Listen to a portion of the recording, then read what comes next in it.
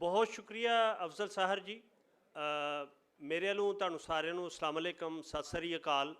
और जिन्ने भी साढ़े प्राहुणे पूरी दुनिया तो और ख़ास तौर पर चढ़ते पंजाब तो आए ने, मैं उन्होंने जी आयां नूं कहना। तो अज का जिहड़ा सैशन है, मैं जरा दस मेरे स्टेज ते जिहड़े अहबाब ने मैं उन्हों का तारुफ करवांगा, उन्हों का मैं शुक्रिया और धन्यवाद कहांगा। लेकिन मैनू आडियंस के बैठे बहुत सारे जाने पछाने चेहरे नज़र आ रहे हैं कि अगर मैं इन्हों सारिਆਂ ਦਾ ਨਾਂ ਲੈਣਾ शुरू हो गया तो शायद ये 10-15 मिनट 20 मिनट अद्धा घंटा निकल जाए। ये जिहड़ा सैशन है अज का, मैं सब तो पहले तो चौधरी सरवर साहब का बहुत दिल तो मशकूर हाँ कि ये साउथ अफ्रीका सन, इन्हां बड़ी कष्ट करके अपनी टिकट कराई सिर्फ इस सैशन दे विच आउण वास्ते। तो मैं चौधरी साहब तुहाडा बहुत शुक्रगुजार हाँ। मलक अहमद खान साहब जिहड़े ने, मेरे को ना नून लीग का कोई बंदा अरेंज नहीं सी हो रहा। मेरे दोस्त ने उमर चीमा जर्नलिस्ट, मैं उन्होंने कहा जी कि तो कोई बंदा ही नहीं, कोई हाथ फड़ा रहा, ना हाँ कर रहे हैं ना कर रहे हैं। तो मलक साहब की मैं इसलिए दिली तौर पर मशकूर हाँ कि इन्हें मैंने खुद कॉल की और इन्हें कहा जी कि तुसीं भराओ, इंशाअल्लाह मैं साडा अपना काम है, असीं जरूर आएंगे। मैं मलक साहब का बहुत शुक्रगुजार हाँ। अज का जिहड़ा सैशन ये फवाद चौधरी ने सब तो पहले हाँ की, लेकिन वो किसी वजह तो अज नहीं आ सके। उन्हें कहा जी दूजे आउण या ना आउण, मैं आवांगा। तो कमरदमा कायरा साहब भी आना सी, किसी वजह नाल नहीं आ सके। अज का जिहड़ा सैशन है साडे लई बड़ी इज्जत, ऑनर और ये वडियाई वाली गल है कि चौधरी एतजाज़ हसन ने अपनी मसरूफियत और सेहत के बावजूद वो तशरीफ लाए ने। अज के इस इजलास की सदारत भी वो करन दे। तो बिला तमहीद मैं इस सैशन नूं असीं तो शुरू कर चुके हैं। थोड़ा जिहा सिर्फ है भी कि जिन्ने भी असीं पंजाबी हाँ, अपनी शनाख्त और अपनी होंद से साडे हत्थ विच नहीं कि असीं कित्थे पैदा होइए। वो जिथे भी असीं पैदा होइए, जिस भी धरती ते, जिस भी जुबान साडे आल दुआले जिहड़ी साडी माँ बोली होए, उन्नूं सानूं ओन करन दे विच ही इज्जत हुंदी है। तुसीं ये दसो कि अपनी माँ नूं बंदा छुपांदा फिरे, या तुहाडा प्यो ने पुराने तरज के कपड़े पाए होण ते असीं उहनूं इह लुकावांगे कि जी ये साडा प्यो नहीं या ये साडी माँ नहीं। अपने जियां नाल, अपने लोकां नाल ही साडी इज्जत हुंदी है। और इहदा मतलब ये नहीं कि असीं दूसरे जिहड़े पाकिस्तान दे विच लोक ने, उन्हां दियां या दुनिया दे विच जिहड़ियां दूसरियां जुबानां ने, जिहड़े दूसरे कल्चर ने, उन्हां नूं असीं हीना समझीए, कमतर समझीए। वो साडे सारे लई काबिल एहतराम ने, लेकिन साडे लई सब तो मोतबर और सब तो वड्डा कल्चर, जुबान साडा ही अपनी धरती, अपना सूबा, अपना जिहड़ा कल्चर है वो है। रामे साहब भी अज तो कई साल पहले पंजाब का मुकदमा लिखिया, अज़हर मुनीर साहब भी लिखिया, अजीज़ साहब ने भी लिखिया पंजाब और बैरूनी हमलावर। लेकिन एक तो साडे इंटलैक्चुअल इस गल नूं ओन ही नहीं करते। वो सिद्दीकी साहब ने लिखिया ना कि लामा इकबाल का बड़ा नाम सी, तो सुन के उन्होंने आए तो घर वेख्या, वो तो बिल्कुल बंदा पंजाबी बोलता है, तहमद बद्धा है, उन्हें हुक्का पींदा है। लेकिन ये भी कि ओन उस तरह जुबान नूं करना, हालांकि सारे पश्तो दे विच रहमान बाबा, बलोची दे विच मस्तवकली या शाह अब्दुल लतीफ बटाई वड्डे तो वड्डे जिहड़े ने वो साडे सूफी शायर ने। लेकिन जिन्ने ज़्यादा पंजाबी दे विच ने, वो बाबा फरीद होन, वो वारिस शाह होन, मियाँ मुहम्मद बख्श होन, शाह हुसैन होन, बुल्ले शाह होन, जिन्ने भी वड्डे साडे सूफी शायर ने, वो इन्ने ने कि वो ख़त्म नहीं होंदे। मैं ये कहना कि साडी जुबान साडे सूबे नूं उन्नी देर तक कोई खतरा नहीं, सानू अदम तहफ़्फ़ुज़ दा होण दा शिकार होने की जरूरत नहीं, जिन्ना तक साडे शायर वड्डे बाबे और जिन्नी देर तक साडी धरती हरी भरी है। अगर हाउसिंग सोसाइटी वालियां हरी भरी रहन दित्ती ते उन्नी देर तक साडी जुबान, साडे कल्चर, साडे सूबे नूं कोई बिल्कुल जिहड़ा कोई खतरा नहीं। तो पंजाबी जिहड़े ने वो अपने कल्चर नूं, अपनी सकाफत नूं, अपनी जुबान नूं ओन नहीं करते। लेकिन ये साडे लई एक चंगी और वधिया गल है कि पंजाब असैम्बली दे विच चलो 76 साल बाद अज सानू पंजाबी दे विच स्पीकर की इजाजत तो बगैर गल करन दी इजाजत है। तो मलक साहब दे उहदे इस पीरीयड दे विच होया। मैं कहना कि असीं इन्हां दे शुक्रगुजार हाँ। और मैं ये चूँकि नौजवान ने, तो मैं इन्हां दी जवानी का फायदा उठाते हुए मैं कहांगा कि सब तो पहला मलक साहब भी इस मुद्दे पर गलबात कर जी। बहुत शुक्रिया तुहाडा। मैं बिस्मिल्लाह रहमान रहीम, मेरे वास्ते गल बड़ी ਇੱਜ਼ਤ ਦੀ ਗੱਲ ਹੈ ਕਿ ਜਿੱਥੇ ਚੌਧਰੀ ਇਤਜ਼ਾਜ਼ ਸਾਹਿਬ, ਚੌਧਰੀ ਸਰਵਰ ਸਾਹਿਬ ਮੇਰੇ ਦੋਵੇਂ ਵੱਡੇ ਭਾਈ ਨੇ, ਇਹਨਾਂ ਦੇ ਨਾਲ ਸਟੇਜ ਸ਼ੇਅਰ ਕਰਨਾ ਮੈਂ ਸਮਝਦਾ ਇਹ ਮੇਰੀ ਖੁਸ਼ਬਖਤੀ ਹੈ। ਇਹ ਜਿਹੜੀ ਗੱਲ ਘੁੰਮਣ ਸਾਹਿਬ ਕੀਤੀ ਕਿ ਪੰਜਾਬੀ ਦਾ ਪੰਜਾਬ ਅਸੈਂਬਲੀ 'ਚ ਬੋਲਿਆ ਜਾਣਾ, ਮੈਂ 2002 'ਚ ਪਹਿਲੀ ਵਾਰ ਅਸੈਂਬਲੀ ਦਾ ਮੈਂਬਰ ਬਣਿਆ ਤੇ ਮੈਂ ਬਖੀਲ ਆਦਮੀ ਨਹੀਂ, ਕੰਜੂਸ ਆਦਮੀ ਨਹੀਂ, ਮੈਂ ਕੋਈ ਉਹਦਾ ਜ਼ਿਕਰ ਨਾ ਕਰਾਂ ਜਿੰਨੇ ਇਹ ਗੱਲ ਪਹਿਲੀ ਵਾਰ ਮੇਰੇ ਜ਼ਿਹਨ 'ਚ ਪਾਈ। ਤੇ ਰਸ਼ੀਦ ਭੱਟੀ ਸਾਹਿਬ ਉਸ ਵੇਲੇ, ਅਬਦੁਲ ਰਸ਼ੀਦ ਭੱਟੀ ਸਾਹਿਬ ਅਸੈਂਬਲੀ ਦੇ ਮੈਂਬਰ ਸਨ, ਤੇ ਉੱਠ ਕੇ ਖਲੋ ਗਏ ਔਰ ਪੰਜਾਬੀ 'ਚ ਗੱਲ ਕਰਨੀ ਸ਼ੁਰੂ ਕੀਤੀ ਤੇ ਸਪੀਕਰ ਨੇ ਉਹਨਾਂ ਨੂੰ ਰੋਕ ਦਿੱਤਾ ਕਿ ਸਾਡੇ ਰੂਲਸ ਦੇ ਵਿੱਚ, ਜਿਹੜੇ ਰੂਲਸ ਆਫ ਪ੍ਰੋਸੀਜਰ ਹੁੰਦੇ ਨੇ, ਪੰਜਾਬ ਅਸੈਂਬਲੀ 'ਚ ਗੱਲ ਕਰਨ ਲਈ ਪੰਜਾਬੀ ਜ਼ੁਬਾਨ 'ਚ ਸਪੀਕਰ ਦੀ ਇਜਾਜ਼ਤ ਚਾਹੀਦੀ। ਤੇ ਮੈਨੂੰ ਉਹ ਗੱਲ ਬੜੀ ਅਜੀਬ ਜਿਹੀ ਲੱਗੀ। ਮੈਂ ਕਿਹਾ ਇਹ ਕੀ ਕਿੰਝ ਹੋ ਸਕਦਾ ਹੈ?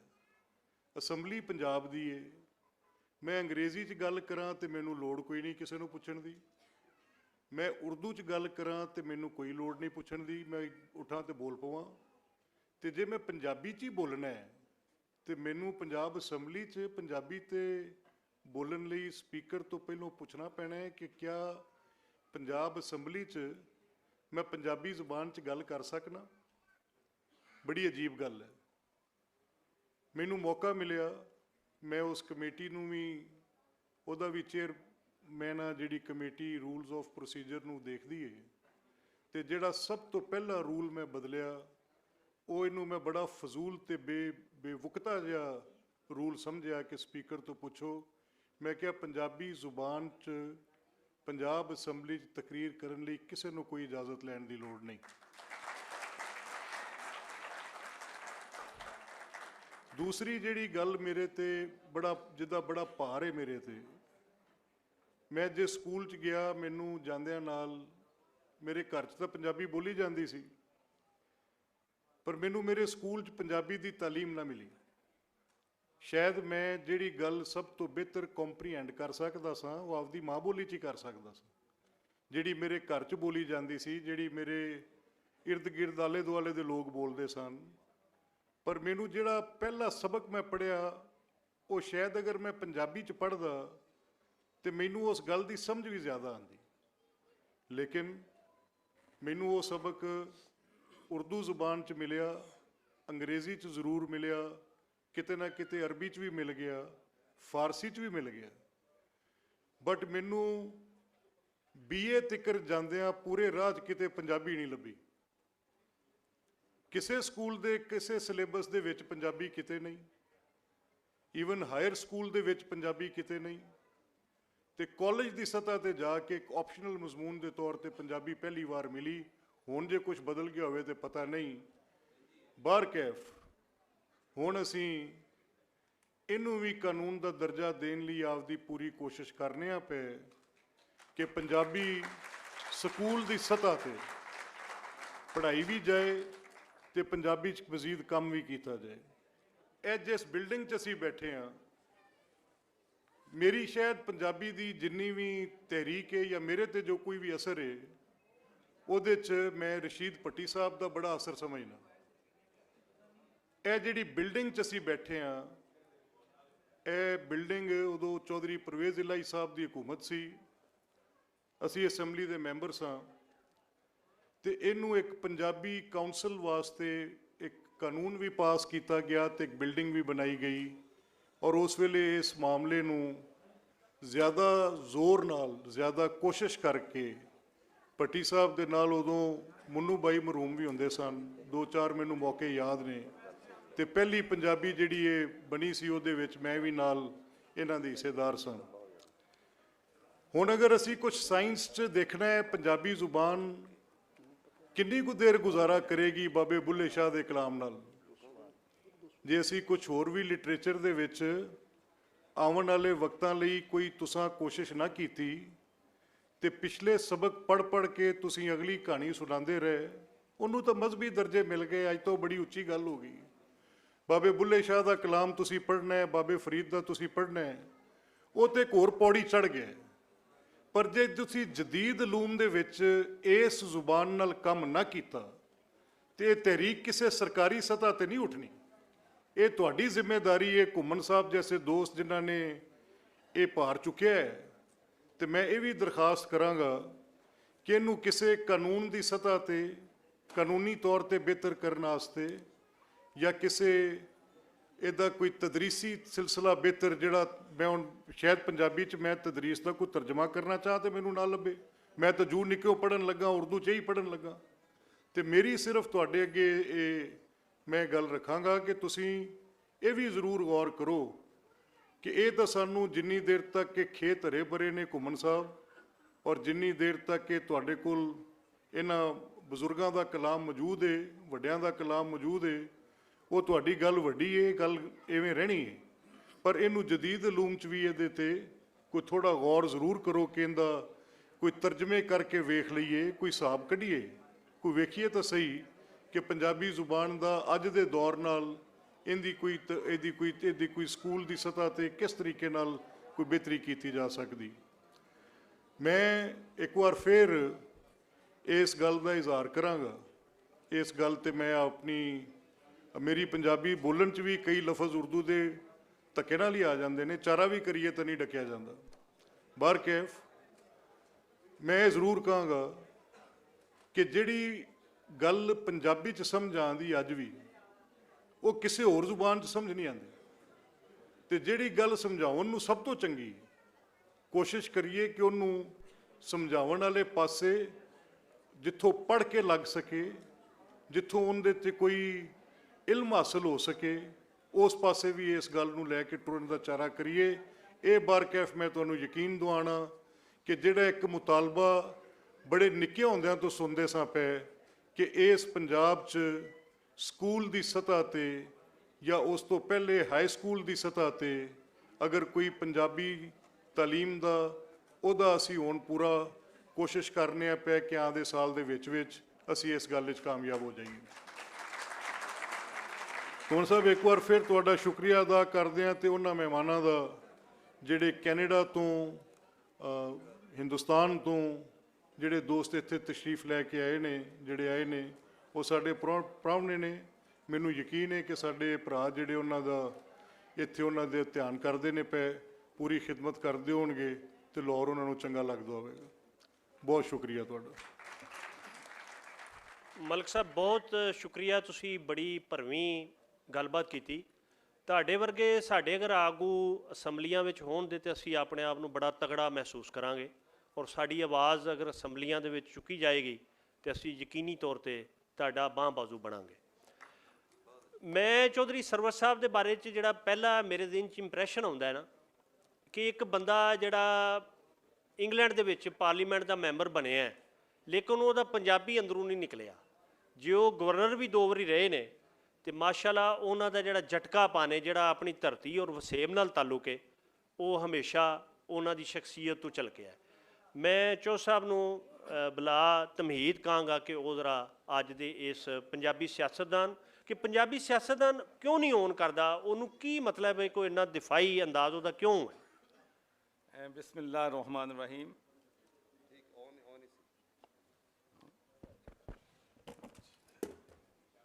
बिस्मिल्लाह रहमान रहीम। सबसे पहले तो पंजाबी, हाँ जी कोई आमद रजा साहब चौथ साहब ने ਜਿਹੜਾ ਹੱਥ ਵੀ ਮਾਰਿਆ ਵੀ ਪੰਜਾਬੀ ਦਾ ਖਾਸ ਟਿਪੀਕਲ ਸਟਾਈਲ ਹੈ। ਆਰਗੇਨਾਈਜ਼ਰ ਪੰਜਾਬੀ ਕਾਨਫਰੰਸ ਤੇ ਅਕਮਲ ਕੁੰਮਨ ਸਾਹਿਬ ਜੀ, ਅਹਿਮਦ ਰਜ਼ਾ ਵੱਟੂ ਸਾਹਿਬ ਜੀ, ਅਹਿਮਦ ਰਜ਼ਾ ਵੱਟੂ ਸਾਹਿਬ ਵੀ, ਇਹਨਾਂ ਸਾਰੇ ਦੋਸਤਾਂ ਦਾ ਜਿਨ੍ਹਾਂ ਨੇ ਇਹ ਆਰਗੇਨਾਈਜ਼ ਕੀਤੀ ਹੈ ਕਾਨਫਰੰਸ, ਇਹਨਾਂ ਦਾ ਮੇਰਾ ਖਿਆਲ ਹੈ ਸਾਨੂੰ ਸਭ ਤੋਂ ਪਹਿਲਾਂ ਸ਼ੁਕਰੀਆ ਅਦਾ ਕਰਨਾ ਚਾਹੀਦਾ। ਤੇ ਪੰਜਾਬੀ ਕੋਈ ਵੀ ਕਿਸੇ ਚੀਜ਼ ਦੀ ਕਮਿਟਮੈਂਟ ਜਿਹੜੀ ਹੁੰਦੀ ਹੈ ਨਾ ਜੀ, ਉਹ ਪਹਿਲਾਂ ਘਰ ਤੋਂ ਸ਼ੁਰੂ ਹੁੰਦੀ ਹੈ। ਤੇ ਮੈਨੂੰ ਇਸ ਗੱਲ ਤੇ ਬੜਾ ਮਾਣ ਹੈ ਕਿ ਮੈਂ ਬਰਤਾਨੀਆ 'ਚ ਰਿਹਾ ਵਾਂ, ਲੇਕਿਨ ਸਾਡੇ ਘਰ ਦੇ ਵਿੱਚ ਹਮੇਸ਼ਾ ਪੰਜਾਬੀ ਬੋਲੀ ਜਾਂਦੀ ਹੈ। ਔਰ ਜਦੋਂ ਮੈਂ ਗਵਰਨਰ ਬਣਿਆ, ਪੰਜਾਬੀ ਦੀ ਜਿੱਥੇ ਵੀ ਕਾਨਫਰੰਸ ਹੋਈ ਹੈ, ਚਾਹੇ ਕਿਸੇ ਯੂਨੀਵਰਸਿਟੀ 'ਚ ਹੋਈ ਹੈ, ਕਿਤੇ ਪ੍ਰਾਈਵੇਟ ਹੋਈ ਹੈ, ਤੇ ਮੈਨੂੰ ਦਾਵਤ ਆ ਗਈ ਹੈ ਤੇ ਮੈਂ ਉੱਥੇ ਪਹੁੰਚਿਆ। ਤੇ ਹੁਣ ਵੀ ਮੈਂ ਬੜਾ ਖੂਬਸੂਰਤ, ਬੜਾ ਸੋਹਣਾ ਸ਼ਹਿਰ ਹੈ ਕੇਪ ਟਾਊਨ, ਸਾਊਥ ਅਫਰੀਕਾ ਦਾ। ਉੱਥੇ ਬੜੀ ਦੇਰ ਬਾਅਦ ਮੈਂ ਇੱਕ ਛੁੱਟੀਆਂ ਕਰ ਰਿਹਾ ਸੀ, ਲੇਕਿਨ ਮੈਂ ਚੂँकि ਵਾਅਦਾ ਕਰਕੇ ਗਿਆ ਸੀ ਕਿ ਮੈਂ ਇਸ ਕਾਨਫਰੰਸ ਸ਼ਿਰਕਤ ਕਰਾਂਗਾ, ਤੇ ਮੈਂ ਅੱਜ ਹੀ ਪਹੁੰਚਿਆ ਔਰ ਇੱਥੇ ਮੈਂ ਕਾਨਫਰੰਸ 'ਚ ਪਹੁੰਚ ਗਿਆ। ਇੱਕ ਗੱਲ ਦੋ ਪਾਸਿਓਂ ਆਈ ਹੈ, ਰਾਈਟ ਲੈਫਟ। ਅਗਰ ਇੱਕ ਪਾਸਿਓਂ ਆਈ ਹੁੰਦੀ ਤਾਂ ਸ਼ਾਇਦ ਮੈਂ ਇੱਥੇ ਤਬਸਰਾ ਨਾ ਕਰਦਾ, ਕਿਉਂਕਿ ਰਾਈਟ ਤੋਂ ਵੀ ਹੋਈ ਹੈ ਤੇ ਲੈਫਟ ਤੋਂ ਵੀ ਹੋਈ ਹੈ ਕਿ ਹਰੇ ਭਰੇ ਖੇਤ, ਤੇ ਇਹਨਾਂ ਨੇ ਬੜੇ ਡਿਪਲੋਮੈਟਿਕ ਤਰੀਕੇ ਨਾਲ, ਮੈਨੂੰ ਅਗਰ ਕਿਤੇ ਡਿਪਲੋਮੇਸੀ ਆ ਜਾਂਦੀ ਤੇ ਮੇਰਾ ਕਿਸੇ ਵੀ ਪਾਰਟੀ ਨਾਲ ਲੜਾਈ ਨਾ ਹੁੰਦੀ, ਮੈਨੂੰ ਨਹੀਂ ਆਈ। ਮੈਂ ਬੜੀ ਕੋਸ਼ਿਸ਼ ਕਰਦਾ ਕਿ ਡਿਪਲੋਮੇਸੀ ਆ ਜਾਏ, ਚਾਪਲੂਸੀ ਆ ਜਾਏ, ਲੇਕਿਨ ਉਹ ਮੈਂ ਸੱਚੀ ਗੱਲ ਕਰ ਦਿੰਦਾ ਹੈ। ਔਰ ਹਮੇਸ਼ਾ ਪਾਕਿਸਤਾਨ ਹੀ ਤਾਂ ਮੈਨੂੰ ਸੱਚ ਨੇ ਬੜਾ ਨੁਕਸਾਨ ਪਹੁੰਚਾਇਆ, ਸੱਚੀ ਗੱਲ। ਇਹਨਾਂ ਨੇ ਹੁਣ ਵੀ ਚੂँकि ਹਰੇ ਭਰੇ ਖੇਤਾਂ ਦੀ ਗੱਲ ਕੀਤੀ ਹੈ ਤੇ ਮੈਂ ਕਰ ਦੇਣੀ ਹੈ। ਇਹ ਸਾਡੀਆਂ ਜ਼ਮੀਨਾਂ ਇਹ ਸੁਸਾਇਟੀਆਂ ਵਾਲਿਆਂ ਨੇ ਬਰਬਾਦ ਕਰਤੀਆਂ ਨੇ। ਤੁਸੀਂ ਕਿਸੇ ਪਾਸੇ ਵੀ ਚਲੇ ਜਾਓ, ਲਾਹੌਰੋਂ ਨਿਕਲੋ, ਫੈਸਲਾਬਾਦ ਤੋਂ ਨਿਕਲੋ, ਜੜ੍ਹਾਂਵਾਲੇ ਤੋਂ ਨਿਕਲੋ, ਛੋਟੇ ਟਾਊਨ ਤੋਂ ਨਿਕਲੋ, ਤੇ ਸੁਸਾਇਟੀਆਂ ਵਾਲਿਆਂ ਦੇ ਬੋਰਡ ਲੱਗੇ ਨੇ ਹਰ ਪਾਸੇ। ਔਰ ਫਿਰ ਕੋਈ ਮਨਜ਼ੂਰੀ ਨਹੀਂ ਹੈਗੀ ਕਿਸੇ ਦੀ, ਬਗੈਰ ਮਨਜ਼ੂਰੀ ਤੋਂ ਜਿਹਦਾ ਜਿੱਥੇ ਦਿਲ ਕਰਦਾ ਵਾ ਵਲ ਕੇ ਬਹਿ ਕੇ ਤਾਂ ਪਲਾਟ ਵੇਚਣ ਲੱਗ ਪੈਂਦਾ। ਤੇ ਮੈਂ ਸਾਰੀ ਦੁਨੀਆ ਤੇ ਗਿਆ, ਹੁਣ ਵੀ ਸਾਊਥ ਅਫਰੀਕਾ ਵੀ ਗਿਆ, ਦੁਬਈ ਵੀ ਗਿਆ। ਮੈਂ ਕਿਹਾ ਯਾਰ ਮੈਨੂੰ ਦੱਸੋ ਕਿ ਇਸ ਮੁਲਕ ਦੇ ਵਿੱਚ ਕਿਸੇ ਵੀ ਦੁਨੀਆ ਦੇ ਮੁਲਕ 'ਚ ਫਾਈਲਾਂ ਵਿਕਦੀਆਂ ਨੇ ਕਿ ਪਲਾਟ 500 ਹੈਗਾ ਤੇ ਸੁਸਾਇਟੀਆਂ ਵਾਲੇ 5000 ਵੇਚ ਦਿੰਦੇ ਨੇ, ਫਾਈਲਾਂ ਵਿਕਦੀਆਂ। ਯਕੀਨ ਕਰੋ ਕਿ ਮੈਨੂੰ ਕਿਸੇ ਮੁਲਕ 'ਚ ਨਹੀਂ ਇਹ ਖਬਰ ਮਿਲੀ ਕਿ ਕਿਸੇ ਜਗ੍ਹਾ ਤੇ ਫਾਈਲਾਂ ਵੀ ਵਿਕਦੀਆਂ ਨੇ। ਤੇ ਮਿਹਰਬਾਨੀ ਕਰੋ, ਅਹਿਮਦ ਸਾਹਿਬ ਬੜੀ ਅੱਛੀ ਪੋਸਟ 'ਤੇ ਹੋ, ਇਸ ਐਗਰੀਕਲਚਰ ਨੂੰ ਵੀ ਬਚਾਓ ਤੇ ਇਸ ਮੁਲਕ ਦੇ ਗਰੀਬ ਜਿਹੜੇ ਲੁੱਟ ਪੁੱਟ ਗਏ ਨੇ ਇਹ ਫਾਈਲਾਂ ਖਰੀਦਦੇ, ਇਹਨਾਂ ਨੂੰ ਵੀ ਬਚਾਓ। ਇਹ ਫਾਈਲਾਂ ਦਾ ਸਿਸਟਮ ਇਸ ਮੁਲਕ ਖਤਮ ਕਰ ਦਿਓ। ਜਿਹਦੀ ਜ਼ਮੀਨ ਹੈ ਅਲਾਟ, ਉਹਦੀ ਰਜਿਸਟਰੀ ਹੋਵੇ ਤੇ ਉਹ ਵਿਕੇ, ਦੂਸਰੀ ਨਾ ਵਿਕੇ, ਤੇ ਇਹਦੇ ਨਾਲ ਗਰੀਬ ਵੀ ਬਚ ਜਾਣਦੇ ਤੇ ਮੁਲਕ ਦੇ ਆਵਾਮ ਵੀ ਬਚ ਜਾਣ। ਤੇ ਪੰਜਾਬੀ ਨੂੰ ਜ਼ਿੰਦਾ ਰੱਖਣ ਲਈ ਮੈਂ ਇਹ ਸੱਚੀ ਗੱਲ ਤੁਹਾਨੂੰ ਕਹਿਣਾ ਹੈ ਕਿ ਚੜ੍ਹਦੇ ਪੰਜਾਬ ਦਾ ਇਹਦੇ ਵਿੱਚ ਬੜਾ ਅਮਲ ਦਖਲ ਹੈਗਾ। ਇਹ ਜਿੱਥੇ ਵੀ ਤੁਸੀਂ ਜਾਓ, ਸਿੱਖ ਭਰਾਵਾਂ ਨੂੰ ਮਿਲੋ ਤਾਂ ਉਹ ਇੱਕੋ ਹੀ ਗੱਲ ਕਰਦੇ ਨੇ, ਯਾਰ ਕੋਈ ਪੰਜਾਬੀ ਨੂੰ ਕਰੀਏ ਪ੍ਰਮੋਟ ਕਿਸੇ ਤਰੀਕੇ ਨਾਲ। ਤੇ ਮੈਂ 1997 'ਚ ਜਦੋਂ ਬਰਤਾਨੀਆ 'ਚ ਮੈਂਬਰ ਆਫ ਪਾਰਲੀਮੈਂਟ ਬਣਿਆ ਤਾਂ ਉਸ ਤੋਂ ਬਾਅਦ ਮੈਨੂੰ ਇੰਡੀਆ ਜਾਣ ਦਾ ਇਤਫਾਕ ਹੋਇਆ। ਤੇ ਉੱਥੇ ਇੱਕ ਪ੍ਰੈਸ ਕਾਨਫਰੰਸ ਸੀ, ਉੱਥੇ ਸਾਰੇ ਭਰਾ ਬੜੀ ਉਹਨਾਂ ਨੇ ਵੈਲਕਮ ਕੀਤਾ। ਯਕੀਨ ਮੰਨੋ ਕਿ ਜਿਹੜੇ ਲੋਕ ਇੰਡੀਆ ਤੋਂ ਪਾਕਿਸਤਾਨ ਆਉਂਦੇ ਆ ਔਰ ਉੱਥੇ ਸਾਨੂੰ ਗਲਾਸਗੋ ਜਾਂ ਉੱਥੇ ਮਿਲਦੇ ਸੀ, ਤਾਂ ਜਦੋਂ ਸਟੋਰੀਆਂ ਦੱਸਦੇ ਸੀ ਕਿ ਕਿੰਨਾ ਪਿਆਰ ਦਿਖਾਇਆ ਸਾਨੂੰ ਲਾਹੌਰ ਦੇ ਲੋਕਾਂ ਨੇ, ਨਨਕਾਣੇ ਦੇ ਲੋਕਾਂ ਨੇ, ਤੇ ਸਾਨੂੰ ਯਕੀਨ ਨਹੀਂ ਸੀ ਆਉਂਦਾ ਕਿ ਪਾਕਿਸਤਾਨੀ ਹੋਣ ਦੇ ਜਿਹੜੇ ਇਹਨਾਂ ਨੂੰ ਪਿਆਰ ਦਿੱਤਾ। ਤੇ ਜਦੋਂ ਅਸੀਂ ਉੱਥੇ ਗਏ ਆ, ਜਿਹੜਾ ਉਹਨਾਂ ਨੇ ਉੱਥੇ ਸਾਨੂੰ ਪਿਆਰ ਦਿੱਤਾ, ਸਾਨੂੰ ਯਕੀਨ ਨਹੀਂ ਸੀ ਆਉਂਦਾ ਕਿ ਇੰਨਾ ਪਿਆਰ ਇੱਥੇ ਲੋਕ ਦਿੰਦੇ ਨੇ। ਉਹ ਜਿਹੜਾ ਬੰਦਾ ਮੀਟਿੰਗ ਸੀ, ਜਿਹੜਾ ਬੰਦਾ ਕੰਪੇਅਰ ਕਰ ਰਿਹਾ ਸੀ, ਜਿੱਦਾਂ ਅੱਜ ਘੁੰਮਣ ਸਾਹਿਬ ਕਰ ਰਹੇ ਨੇ, तो बार बार कह रहा सी पाकिस्तान के पहले बरतानिया में member of parliament, Muslim community कौम के सबसे पहले मेंबर ऑफ पार्लियामेंट। तो तुहानू पता सरदार जी एक दो वारी तो सुनते हैं गल, फिर जो नहीं, फिर ज़्यादा देर नहीं हो गल जी आ गई। एक सरदार खड़ा हो गया, उन्हें कहा भाजी वो तुसी कदी मुस्लिम मैंबर ऑफ पार्लीमेंट कही जाते हो, कदी तुसी पाकिस्तानी कहते हो, और यार पंजाबी मैंबर ऑफ पार्लीमेंट पहला कह दोगे तो तुहानू कोई प्रॉब्लम है। तो भाईजान ये एक गल भी मैं सरदार जी हूँ तुहानू सुना देनी है, क्योंकि बड़ी अहम गल है। मेरे एक दोस्त ने उत्थे सरदार सोहन सिंह रंधावा, बहुत प्यारे दोस्त ने, और सिखा नाल मेरा बहुत गहरा तल्लक। बल्कि सच्ची तुहानू दसदा कि सियासत दे विच अहमद साहब जानते हैं, इतजाज साहब चंगे माड़े दिन आते हैं। कदी सियासतदानां नूं कोई 90% लोग चंगा कहते हैं, 10% माड़ा कहते हैं, कदी 50%। मतलब ये कदी ये नहीं होया कि इन्हों किसी पासों गालां ना किसी वेले पै रही। हालांकि कुछ साडियां आदतां भी ऐसियां ने गालां नूं डिजर्व भी करते हैं, लेकिन इन्नियां नहीं हैगियां कि सानूं सारियां गालां पई जाण।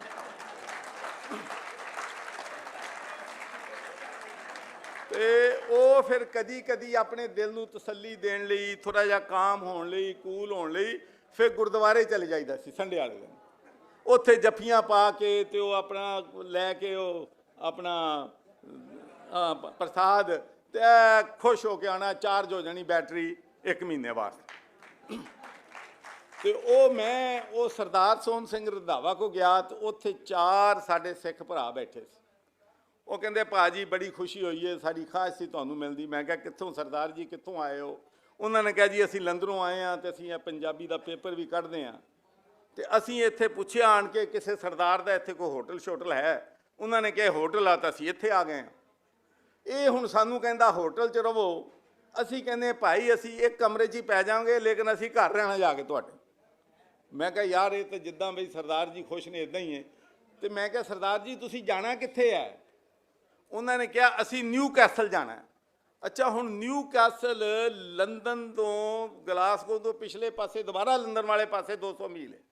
ਮੈਂ ਕਿਹਾ ਸਰਦਾਰ ਜੀ ਅਗਰ ਤੁਸੀਂ ਜਾਣਾ ਸੀ ਨਿਊ ਕੈਸਲ ਤੇ ਉੱਥੋਂ ਲੰਦਨੋਂ ਸਿੱਧੇ ਉੱਥੇ ਆ ਜਾਂਦੇ, ਤੁਸੀਂ ਗਲਾਸਗੋ ਆਏ ਹੋ, ਗਲਾਸਗੋ ਤੋਂ 200 ਮੀਲ ਫਿਰ ਪਿੱਛੇ ਜਾਓਗੇ।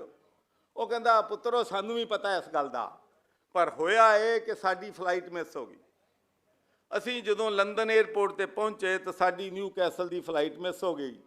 ਤਾਂ ਅਸੀਂ ਉਹਨੂੰ ਕਿਹਾ ਵੀ ਹੋਰ ਕੋਈ ਫਲਾਈਟ ਜਾਂਦੀ ਹੈ? ਉਹਨਾਂ ਨੇ ਕਿਹਾ ਹੁਣ ਨਹੀਂ ਜਾਂਦੀ, ਕੱਲ੍ਹ ਜਾਊਗੀ। ਤਾਂ ਅਸੀਂ ਉਹਨਾਂ ਨੂੰ ਕਿਹਾ ਕਿ ਉੱਧਰਲੇ ਪਾਸੇ ਨੂੰ ਕੋਈ ਹੋਰ ਫਲਾਈਟ ਜਾਂਦੀ ਆ? ਉਹਨਾਂ ਨੇ ਕਿਹਾ ਜੀ ਉੱਧਰਲੇ ਪਾਸੇ ਨੂੰ ਤਾਂ ਫਿਰ ਗਲਾਸਗੋ ਜਾਂਦੀ ਆ, ਤੇ ਗਲਾਸਗੋ ਤੋਂ ਤੁਹਾਨੂੰ 200 ਮੀਲ ਪਿੱਛੇ ਆਉਣਾ ਪਏਗਾ। ਤਾਂ ਅਸੀਂ ਉਹਨਾਂ ਨੂੰ ਕਿਹਾ ਕਿ ਸਾਨੂੰ 2 ਪਿੱਛੇ ਆਉਣਾ ਘਰ ਮਨਜ਼ੂਰ ਹੈ, ਲੇਕਿਨ ਘਰ ਵਾਪਸ ਜਾਣਾ ਮਨਜ਼ੂਰ ਨਹੀਂ। ਤੇ ਸਰਦਾਰ ਜਦੋਂ ਘਰੋਂ ਨਿਕਲਦਾ ਹੈ ਅੱਗੇ ਹੀ ਜਾਂਦਾ ਹੈ, ਪਿੱਛੇ ਨਹੀਂ ਮੁੜ ਕੇ ਆਉਣਾ।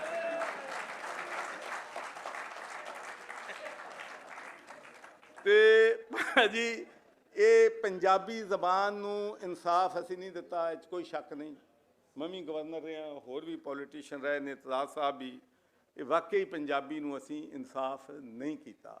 ਔਰ ਮੈਂ ਸਮਝਦਾ ਕਿ ਬੜਾ ਅੱਛਾ ਸਟੈਪ ਲਿਆ ਹੈ ਅਹਿਮਦ ਸਾਹਿਬ ਨੇ ਕਿ ਉਹਨਾਂ ਨੇ ਕਿਹਾ ਕਿ ਇਜਾਜ਼ਤ ਜਿਹੜੀ ਹੈਗੀ ਲੈਣ ਦੀ ਜ਼ਰੂਰਤ ਨਹੀਂ ਹੈਗੀ, ਪੰਜਾਬੀ ਬੋਲੋ। ਔਰ ਕੱਲ੍ਹ ਹੀ ਮੈਂ ਪੜ੍ਹ ਰਿਹਾ ਸੀ ਕਿ ਇੱਕ ਸਰਵੇ ਆਇਆ ਜਿਹੜਾ ਦੱਸਦਾ ਹੈ ਕਿ 9 ਕਰੋੜ ਪੰਜਾਬੀ ਬੋਲਣ ਵਾਲੇ ਨੇ ਲੋਕ ਪਾਕਿਸਤਾਨ 'ਚ। 9 ਕਰੋੜ।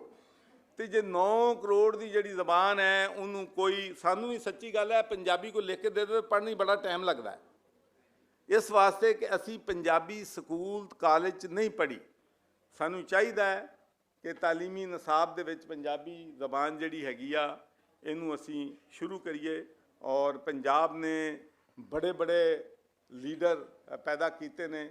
ਮੈਂ ਸਮਝਦਾ ਹੈਗਾ ਕਿ ਰਾਜਾ ਪੋਰਸ ਬਹੁਤ ਵੱਡਾ ਨਾਂ ਸੀ, ਰਣਜੀਤ ਸਿੰਘ ਬਹੁਤ ਵੱਡਾ ਪੰਜਾਬ ਦਾ ਨਾਮ ਸੀ, ਸ਼ੇਰੇ ਪੰਜਾਬ ਸੀ। ਫਿਰ ਅੱਜ ਦੇ ਜ਼ਮਾਨੇ 'ਚ ਮੈਂ ਸਮਝਦਾ ਕਿ ਇੱਕ ਚੀਜ਼ ਮੈਂ ਆਖਰੀ ਗੱਲ ਕਰਕੇ ਖ਼ਤਮ ਕਰਾਂਗਾ ਕਿ ਸਾਡਾ ਜਿਹੜੇ ਪ੍ਰੋਬਲਮਸ ਅੱਜ ਹੋਏ ਨੇ ਮੁਆਸ਼ਰੇ 'ਚ, ਅਸੀਂ ਡੀਲ ਹੋ ਰਹੇ ਨੇ, ਲੋਕਾਂ ਨੂੰ ਇਨਸਾਫ ਨਹੀਂ ਮਿਲ ਰਿਹਾ, ਉਹਦੀ ਵੱਡੀ ਵਜ੍ਹਾ ਇੱਕ ਇਹ ਹੋਈ ਹੈ ਕਿ ਅਸੀਂ ਲੋਕਾਂ ਨੂੰ ਜਿਹੜਾ ਪਰਖਣ ਦਾ ਮਿਆਰ ਹੈ ਨਾ ਉਹ ਕਰਤਾ ਕਿ ਉਹਦਾ ਕਿੱਡਾ ਵੱਡਾ ਹੈ, ਉਹਦੇ ਕੋਲ ਪੈਸਾ ਕਿੰਨਾ, ਉਹਦੇ ਕੋਲ ਕੋਠੀਆਂ ਕਿੰਨੀਆਂ, ਉਹਦਾ ਬੈਂਕ ਬੈਲੈਂਸ ਕਿਤਾ।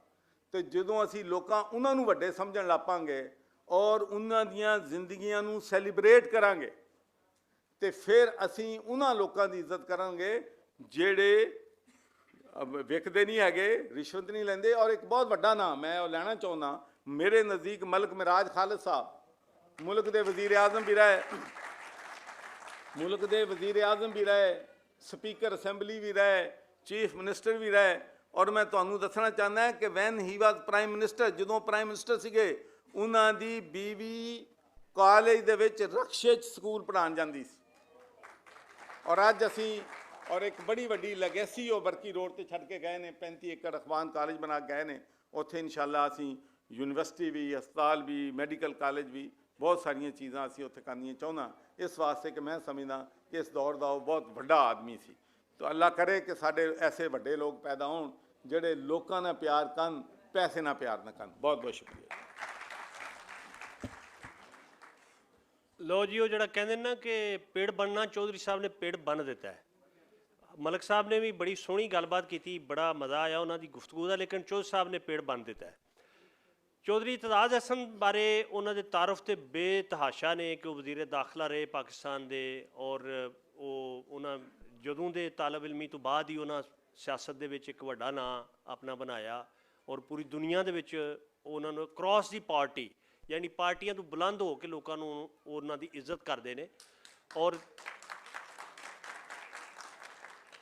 ਕਈ ਕਿਤਾਬਾਂ ਉਹਨਾਂ ਲਿਖੀਆਂ ਨੇ, ਮਤਲਬ ਉਹ ਇੱਕ ਐਸਾ ਸਿਆਸਤਦਾਨ ਕਿ ਜਿਹੜਾ ਮਲਟੀ ਡਾਇਮੈਂਸ਼ਨਲ ਹੈ, ਕਿ ਯਾਨੀ ਉਹਦੇ ਕਈ ਰੁੱਖ ਨੇ, ਕਿ ਉਹ ਲਿਖਾਰੀ ਵੀ ਹੈ, ਉਹ ਸੂਝਵਾਨ ਵੀ ਹੈ, ਤੇ ਉਹ ਪੋਲੀਟੀਸ਼ੀਅਨ ਵੀ ਹੈ, ਉਹ ਵਕੀਲ ਵੀ ਹੈ।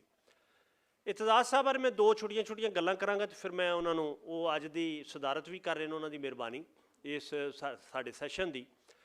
ਤੇ ਉਹ ਇਹ ਵੀ ਕਿ ਇਤਜ਼ਾਜ਼ ਸਾਹਿਬ ਨੇ ਨਾ 3 ਸਾਲ ਪਹਿਲੇ ਇਹਨਾਂ ਦੇ ਬਹਿਨੋਈ ਸਨ ਖਾਲਦ ਚੀਮਾ ਸਾਹਿਬ ਫੌਤ ਹੋ ਗਏ ਨੇ। ਉਹ ਸਾਡੇ ਸਿਆਲਕੋਟ ਦੇ ਸਨ, ਭੋਪਾਲ ਵਾਲਾ ਉਹਨਾਂ ਦਾ ਪਿੰਡ ਸੀ।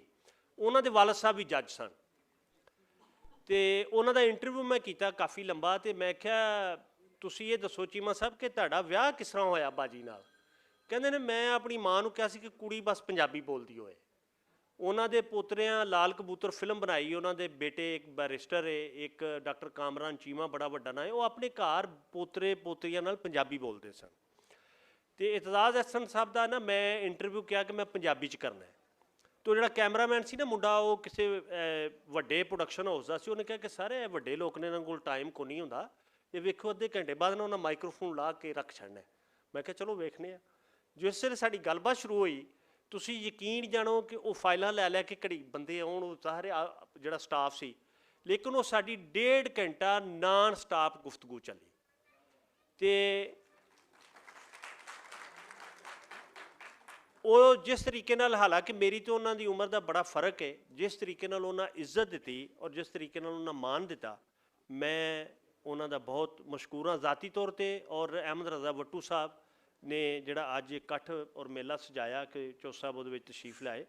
ਤੇ ਚੌ ਸਾਹਿਬ ਇਹ ਜ਼ਰਾ ਸਵਾਲ ਮੁਖਤਸਰ ਜਿਹਾ ਹੈ ਕਿ ਪੰਜਾਬ ਜਿਹੜਾ ਹੈ ਉਹ ਜਿਹੜਾ ਜ਼ਿੰਦਾ ਹੈ, ਜਿਹੜੀ ਜ਼ੁਬਾਨ ਜ਼ਿੰਦਾ ਹੈ, ਜਿਹੜਾ ਕਲਚਰ ਜ਼ਿੰਦਾ ਹੈ, ਉਹ ਆਪਣੇ ਜ਼ੋਰ 'ਤੇ ਜ਼ਿੰਦਾ ਹੈ।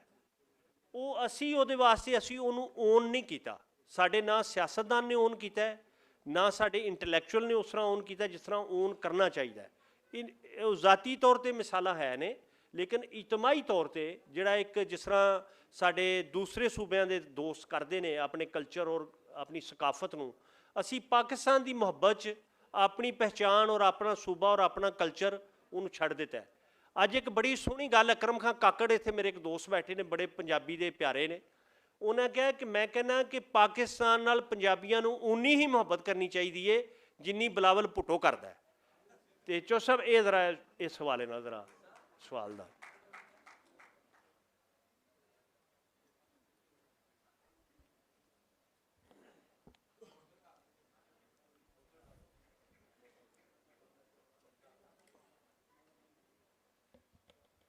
ਆਰਡਰ ਆਫ ਦੀ ਡੇ ਦੇ ਮੁਤਾਬਕ ਤੇ ਸਪੀਕਰ ਦਾ ਹੀ ਪਹਿਲਾ ਨਾਮ ਲੈਣਾ ਚਾਹੀਦਾ। ਜਨਾਬ ਸਪੀਕਰ ਸਾਹਿਬ, ਗਵਰਨਰ ਸਾਹਿਬ, ਘੁੰਮਣ ਸਾਹਿਬ, ਦੂਸਰੇ ਦੀਗਰ ਅਸਾਬ ਔਰ ਦੋਸਤ ਇੱਥੇ ਬੈਠੇ ਹੋਏ, ਮੈਨੂੰ ਬੜਾ ਇਜ਼ਾਜ਼ ਹੈ ਕਿ ਮੈਨੂੰ ਇਹ ਕਿਹਾ ਗਿਆ ਕਿ ਮੈਂ ਸਦਾਰਤ ਕਰਾਂ। ਔਰ ਇਹ ਮੌਜੂ ਐਡਾ ਮੇਰੇ ਕਰੀਬ ਹੈ, ਦਿਲ ਦੇ ਕਰੀਬ ਹੈ ਕਿ ਕੱਲ ਸਵੇਰੇ 9 ਵਜੇ ਮੇਰਾ ਇਸਲਾਮਾਬਾਦ ਹੈ ਇਹ ਨਵਾਂ ਜਿਹੜਾ ਕੌਨਸਟੀਟਿਊਸ਼ਨ ਬੈਂਚ ਬਣਿਆ ਨਾ, ਜਿਹਨੂੰ ਅਜੇ ਆਪ ਵੀ ਨਹੀਂ ਸੋਚ ਕੇ ਕੀ ਕਰਨਾ, ਉਹ 26ਵੀਂ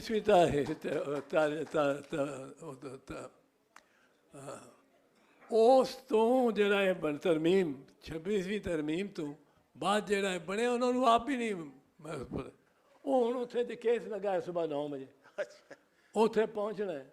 ਪਰ ਬਹਰਹਾਲ ਮੈਂ ਇਹ ਬੜਾ ਮੇਰੇ ਵਾਸਤੇ ਤੇ ਇੱਕ ਰੀਜੂਵੀਨੇਸ਼ਨ, ਇੱਕ ਦੁਬਾਰਾ ਬੰਦੇ ਦਾ ਫਰੈਸ਼ ਹੋ ਜਾਣਾ, ਤਾਜ਼ਾ ਦਮ ਹੋ ਜਾਣਾ ਦੇ ਮੁਤਰਾਦਫ ਹੈ ਪੰਜਾਬੀ ਔਰ ਇਹਨੇ ਪੰਜਾਬੀਆਂ ਵਿੱਚ ਔਰ ਇਹਨੇ ਪੰਜਾਬੀ ਜ਼ਬਾਨ ਦੇ ਬੋਲਣ ਵਾਲੇ ਔਰ ਉਹਨੂੰ ਪਸੰਦ ਕਰਨ ਵਾਲੇ। ਪਰ ਮੈਂ ਬੋਲਣ ਤੇ ਇੱਕ ਤੁਹਾਨੂੰ ਗੱਲ ਦੱਸ ਦਿਆਂ ਪਹਿਲਾਂ ਹੀ, ਇੱਕ ਮੈਂ ਕੀ ਕੀਤਾ ਇੱਥੇ ਸਾਡੇ ਇਹ ਸ਼ੁਰੂ ਹੋ ਗਿਆ ਹੈ ਅੱਲਾ ਹਾਫਿਜ਼ ਜਾਣਾ ਹੋਏ ਤੇ ਕਹਿੰਦੇ ਨੇ ਅੱਲਾ ਹਾਫਿਜ਼। ਹੁਣ ਅੱਲਾ ਹਾਫਿਜ਼ ਸਾਡਾ ਮੈਂ ਆਪਣੇ ਜਿਹੜਾ ਮੈਨੂੰ ਕੋਈ ਕਿ ਅੱਲਾ ਦਾ ਹਾਫਿਜ਼ ਬੱਚਾ ਛੋਟੀ ਉਮਰ ਤੋਂ ਮੈਂ ਕਹਿੰਦਾ ਬੱਚਾ ਸਾਨੂੰ ਤੇ ਮਾਂ ਬਾਪ ਨੇ ਖੁਦਾ ਹਾਫਿਜ਼ ਕਹਿਣਾ ਸਿਖਾਇਆ ਸੀ। ਉਹ ਕਹਿੰਦੇ ਨਹੀਂ ਜੀ ਨਹੀਂ ਖੁਦਾ ਹਾਫਿਜ਼ ਨਹੀਂ, ਖੁਦਾ ਹਾਫਿਜ਼ ਨਹੀਂ, ਅੱਲਾ ਹਾਫਿਜ਼। ਉਹ ਇੱਕ ਏਅਰਲਾਈਨ ਦੀ 에ਅਰ ਹੋਸਟਸ ਸੀ। ਉਹ ਰਸਤੇ 'ਚ ਖੜੀ ਮੁਸਾਫਰ ਉਤਰ ਰਹੇ ਨੇ, ਜਾ ਰਹੇ ਨੇ, ਉਹ ਹਰ ਕਿਸੇ ਨੂੰ ਅੱਲਾ ਹਾਫਿਜ਼, ਅੱਲਾ ਹਾਫਿਜ਼, ਅੱਲਾ। ਮੈਂ ਜਦੋਂ ਗੁਜ਼ਰਿਆ ਤੇ ਮੈਂ ਕਿਹਾ ਬੇਟੀ ਇਹ ਖੁਦਾ ਹਾਫਿਜ਼ ਹੁੰਦਾ ਸੀ ਸਾਡੇ वक्त ਤੇ ਤੁਸੀਂ ਕਹਿੰਦੇ नहीं नहीं नहीं सर वो खुदा तो शिरक हुआ, एक अल्लाह है, उसके बाद खुदा हो कोई हो ये शिरक है। और मैंने कहा बच्चे ये तो खुदा तो आपके कौमी तराने में आया हुआ, साया खुदाए जुल जलाल। फिर इकबाल ने इतनी मर्तबा खुदा को, अल्लाह को खुदा के नाम से याद किया। नाम हमारे कहीं रब तो एक ही है, उसको खुदा, मैं उसका बंदा बनूंगा जिसको खुदा के बंदों से प्यार होगा। और मैंने समझाने, और ये अरबाइजेशन हुई है साड़ी, ये अरबाइजेशन हुई है खासकर अफगानिस्तान की जंग तो। वो पैसा आया, दौलत आई है सारी अमरीका की भी सऊदी अरब के जरिए, तो जिहदी दौलत आती होए वो दौलत ही नहीं लैके आंदा, ਉਹਦੀ ਜ਼ਬਾਨ ਵੀ, ਉਹਦੀ ਰਹਿਣ ਸਹਿਣ ਵੀ, ਉਹਦੀ ਰਸੇਬ ਵੀ, ਉਹਦਾ ਸਭ ਕੁਝ। ਹੁਣ ਅਸੀਂ, ਮੈਂ ਤੁਹਾਨੂੰ ਦੱਸਾਂ ਕਿ ਜੇ 300 ਸਾਲ ਮੈਂ ਕਿਸੇ ਦੀ ਖੁਦਾ ਨਾ ਖਾਸਤਾ ਨਕਸ਼ੋ ਨਿਗਾਰ ਦੀ ਕੋਈ ਮੈਂ ਬੁਰਾਈ ਨਹੀਂ ਕਰਨਾ ਚਾਹੁੰਦਾ। ਮੈਂ ਜੋ ਗੱਲ ਕਰ ਰਿਹਾ ਮੈਂ ਪਹਿਲਾਂ ਅਰਜ਼ ਕਰ ਰਿਹਾ, ਮੇਰੇ ਜ਼ਿਹਨ 'ਚ ਕੋਈ ਇਹ ਬੁਰਾਈ ਨਹੀਂ, ਪਰ ਮੈਂ ਤੁਹਾਨੂੰ ਵੈਲਿਊਜ਼ ਦੱਸਣਾ। अगर सारी दुनिया ते 300 साल वास्ते ये हबश की कौम ने, हबशी इन्होंने हुकूमत की होंगी तो सानू ये सोहने सोहने चेहरे बड़े कोझे लग रहे होंगे, असीं देखते काली जी होए, कोई आए बुल वड्डे वड्डे होण, हो कोई तगड़ी होए, स्याह रंग होए, एक ही चिट्टियां असीं कहते चिपकलियां ने। ਇਹ ਵੈਲਿਊਜ਼ ਇਸ ਤਰ੍ਹਾਂ ਮਿਲਦੀਆਂ ਨੇ। ਹੁਣ ਸਾਨੂੰ ਅਸੀਂ ਅਰਬਾਈਜੇਸ਼ਨ, ਹੁਣ ਅਰਬਾਂ ਦੇ ਆ ਰਹੇ ਨੇ ਜ਼ਿਆਦਾ ਪੈਸੇ, ਇੱਥੇ ਅਰਬਾਂ 'ਚ ਮੁਲਾਜ਼ਮ ਹੋ ਰਹੇ ਨੇ ਸਾਡੇ ਬੱਚੇ, ਔਰ ਉਹ ਭੇਜਦੇ ਨੇ ਤੇ ਨਾਲ ਅਰਬੀ ਵੀ ਆ ਜਾਂਦੀ। ਉਹ ਖੁਦਾ ਹਾਫਿਜ਼ ਨੂੰ, ਜਿਹੜਾ ਖੁਦਾ ਇੱਕ ਫਾਰਸੀ ਦਾ ਬੜਾ ਖੂਬਸੂਰਤ ਨਾਮ ਹੈ, ਖੁਦਾ ਹਾਫਿਜ਼ ਨੂੰ ਅਸਾਂ ਅੱਲਾ ਹਾਫਿਜ਼ ਕਰਕੇ ਤੇ ਉਹ ਰੋਕ ਲੈਂਦੇ ਨੇ।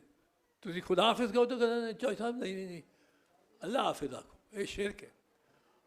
ਉਹ ਮੈਨੂੰ ਇਸ ਤੋਂ ਮੈਂ ਤਾਂ ਇੱਕ ਹੋਰ ਲੱਭਾ, ਮੈਂ ਜਿੰਨੀ ਵਾਰੀ ਅੰਮ੍ਰਿਤਸਰ ਗਿਆ ਨਾ ਤੇ ਮੈਂ ਜਾਂ ਪੰਜਾਬ ਵਿੱਚ ਹੋਰ ਸ਼ਹਿਰਾਂ ਵਿੱਚ ਚੜ੍ਹਦੇ ਪੰਜਾਬ ਵਿੱਚ ਮੈਨੂੰ ਹੋਰ ਵੀ ਲੋਕਾਂ ਮਿਲੇ ਤੇ ਮੈਂ ਤੁਹਾਨੂੰ ਦੱਸਾਂ, ਔਰ ਸਭ ਨੂੰ ਤੁਹਾਨੂੰ ਦੱਸ ਰਿਹਾ, ਸਭ ਨੂੰ ਦੱਸ ਰਿਹਾ ਕਿ ਇੱਕ ਮੈਂ ਤਾਂ ਹੁਣੇ ਕਰਨਾ ਸ਼ੁਰੂ ਕੀਤਾ ਜੇ ਰੱਬ ਰਾਖਾ। ਇਹ ਜੋ ਸਿੱਖ ਸਾਡੇ ਭਰਾ ਕਹਿੰਦੇ ਨੇ ਭੈਣਾਂ, ਇਹ ਇਹਨਾਂ ਕੋਲੋਂ ਘਰੋਂ ਟੁਰ ਕੇ ਬਾਹਰ ਜਾਣ ਲੱਗੋ ਤੇ ਕਹਿੰਦੇ ਨੇ ਰੱਬ ਰਾਖਾ। ਉਹ ਤੇ ਰੱਬ ਤੇ ਸਾਡਾ ਵੀ ਇਹ ਕੋਈ ਮੌਲਾਨਾ ਨਹੀਂ ਕਹਿ ਸਕਦਾ ਕਿ ਸ਼ਿਰਕ ਕਰ ਰਿਹਾ ਖੁਦਾ ਦੇ ਨਾਂ ਦੀ ਤਰ੍ਹਾਂ। ਰੱਬੁਲ ਆਲਮੀਨ, ਰੱਬੁਲ ਮਸ਼ਰਕੈਨ, ਰੱਬੁਲ ਮਗਰਬੈਨ। ਤੇ ਮੈਂ ਤਾਂ ਕਹਿਣਾ ਸ਼ੁਰੂ ਕੀਤਾ ਜੇ ਰੱਬ ਰਾਖਾ। ਮੂਵਮੈਂਟ ਚਲਾਓ, ਕਹੋ ਰੱਬ ਰਾਖਾ, ਹਰ ਕੋਈ ਕਹੋ ਰੱਬ ਰਾਖਾ। ਸਾਰੇ ਤਰ੍ਹਾਂ ਆਵਾਜ਼ ਨਾਲ ਜ਼ੋਰ ਨਾਲ ਆਖੋ ਰੱਬ ਰਾਖਾ, ਰੱਬ ਰਾਖਾ। ਅੱਛਾ ਜੀ, ਹੁਣ ਮੈਂ ਇੱਕ ਦੋ ਬੜੀ ਸਾਡੀ ਬਦਕਿਸਮਤੀ ਹੈ, ਸਾਡੀ ਤੁਹਾਡੇ ਤੋਂ ਜ਼ਿਆਦਾ ਬਦਕਿਸਮਤੀ ਸਾਡੀ। ਮੈਂ ਲੋਕਾਂ ਨੂੰ ਦੱਸਣਾ, ਅਸੀਂ 24 ਕਰੋੜ ਬੰਦੇ ਹਾਂ, ਇੱਥੋਂ 20 ਮੀਲ ਦੂਰ ਇੱਕ ਸਰਹੱਦ ਹੈ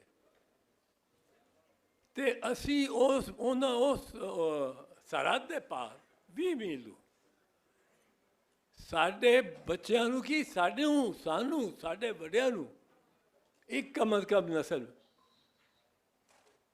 ਉਹਨਾਂ ਨੂੰ ਇਹ ਪਤਾ ਹੀ ਨਹੀਂ ਹੋਏਗਾ ਕਿ ਉਸ ਲੋਕਾਈ ਦੇ 1 ਅਰਬ ਤੋਂ ਜ਼ਿਆਦਾ ਲੋਕ ਨੇ, ਉਹਨਾਂ ਦੇ ਦੇਵਤਾ ਕਿਹੜੇ ਨੇ,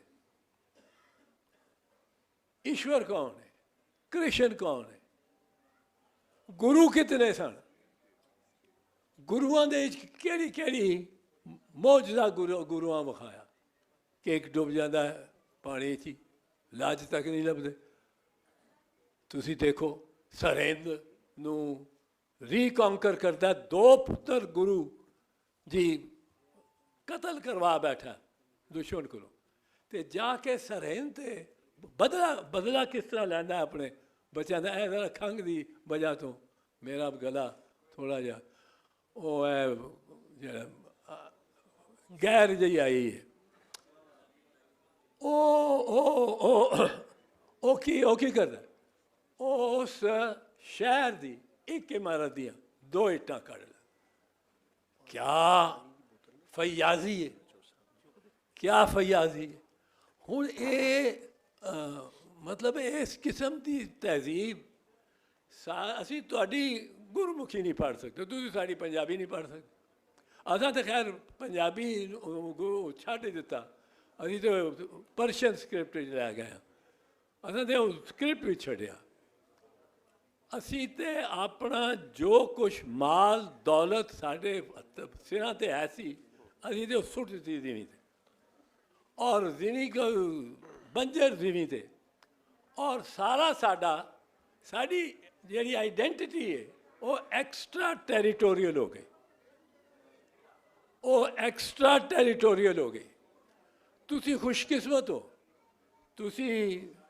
ਤੁਹਾਡਾ ਦਰਬਾਰ ਸਾਹਿਬ ਅੰਮ੍ਰਿਤਸਰ ਵੀ ਇੱਥੇ, ਤੁਹਾਡਾ ਇਸੇ ਧਰਤੀ 'ਤੇ ਹੈ ਕਰਤਾਰਪੁਰ ਤੁਹਾਡੇ ਵਾਸਤੇ ਖੋਲ੍ਹਿਆ ਸੀ, ਔਰ ਸਾਨੂੰ ਉਮੀਦਾਂ ਸਨ ਕਿ ਬੜੇ ਸਿੱਖ ਭਰਾ ਔਰ ਭੈਣਾਂ ਇੱਥੇ ਆਉਣ ਕਰਨਗੇ, ਬੜੇ ਉੱਥੇ ਬੜਾ ਇਤਮਾਮ ਕੀਤਾ ਰਿਹਾ, ਮੈਂ ਜਾਣਾ ਰਿਹਾ ਜਦੋਂ ਬਣ ਰਿਹਾ ਸੀ। ਔਰ ਮੇਰੇ ਆਪਣੇ ਪੜਦਾਨਾ ਉਹ ਸਿੱਖ ਸਨ, ਉਹ ਫਾਰਸੀ ਚੂੰਕਿ ਮਹਿਕਮਾ ਮਾਲ ਦਾ ਸਾਰਾ ਲਿਖਿਆ ਜਾਂਦਾ ਸੀ, ਜ਼ਮੀਨਾਂ ਦਾ ਇੰਤਕਾਲ, ਵਿਰਾਸਤ, ਉਹ ਫਾਰਸੀ ਸਕ੍ਰਿਪਟ। ਅਤੇ ਉਹ ਸਰਦਾਰ ਜੈਮਲ ਸਿੰਘ ਸਨ, ਉਹ ਮੁਸਲਮਾਨ ਹੋਏ ਅਤੇ ਉਹਨਾਂ ਨੇ ਨਾਂ ਆਪਣਾ ਸਰਦਾਰ ਜਮੀਲ-ਉल्लाह ਰੱਖ ਲਿਆ। ਉਹ ਜਿਹੜੀ ਹੈ ਉਹ ਮੀਮ ਤੋਂ ਪਹਿਲਾਂ ਤੋਂ ਬਾਅਦ ਹੋ ਗਈ, ਅਤੇ ਉਹ ਆਸਾਨੀ ਹੋਈ ਤਾਂ ਕਿ ਫਰਦਾਂ 'ਤੇ ਹੋਗਾ, ਫਰਦ ਕਢਾਉਣੀ ਆਸਾਨ ਹੈ।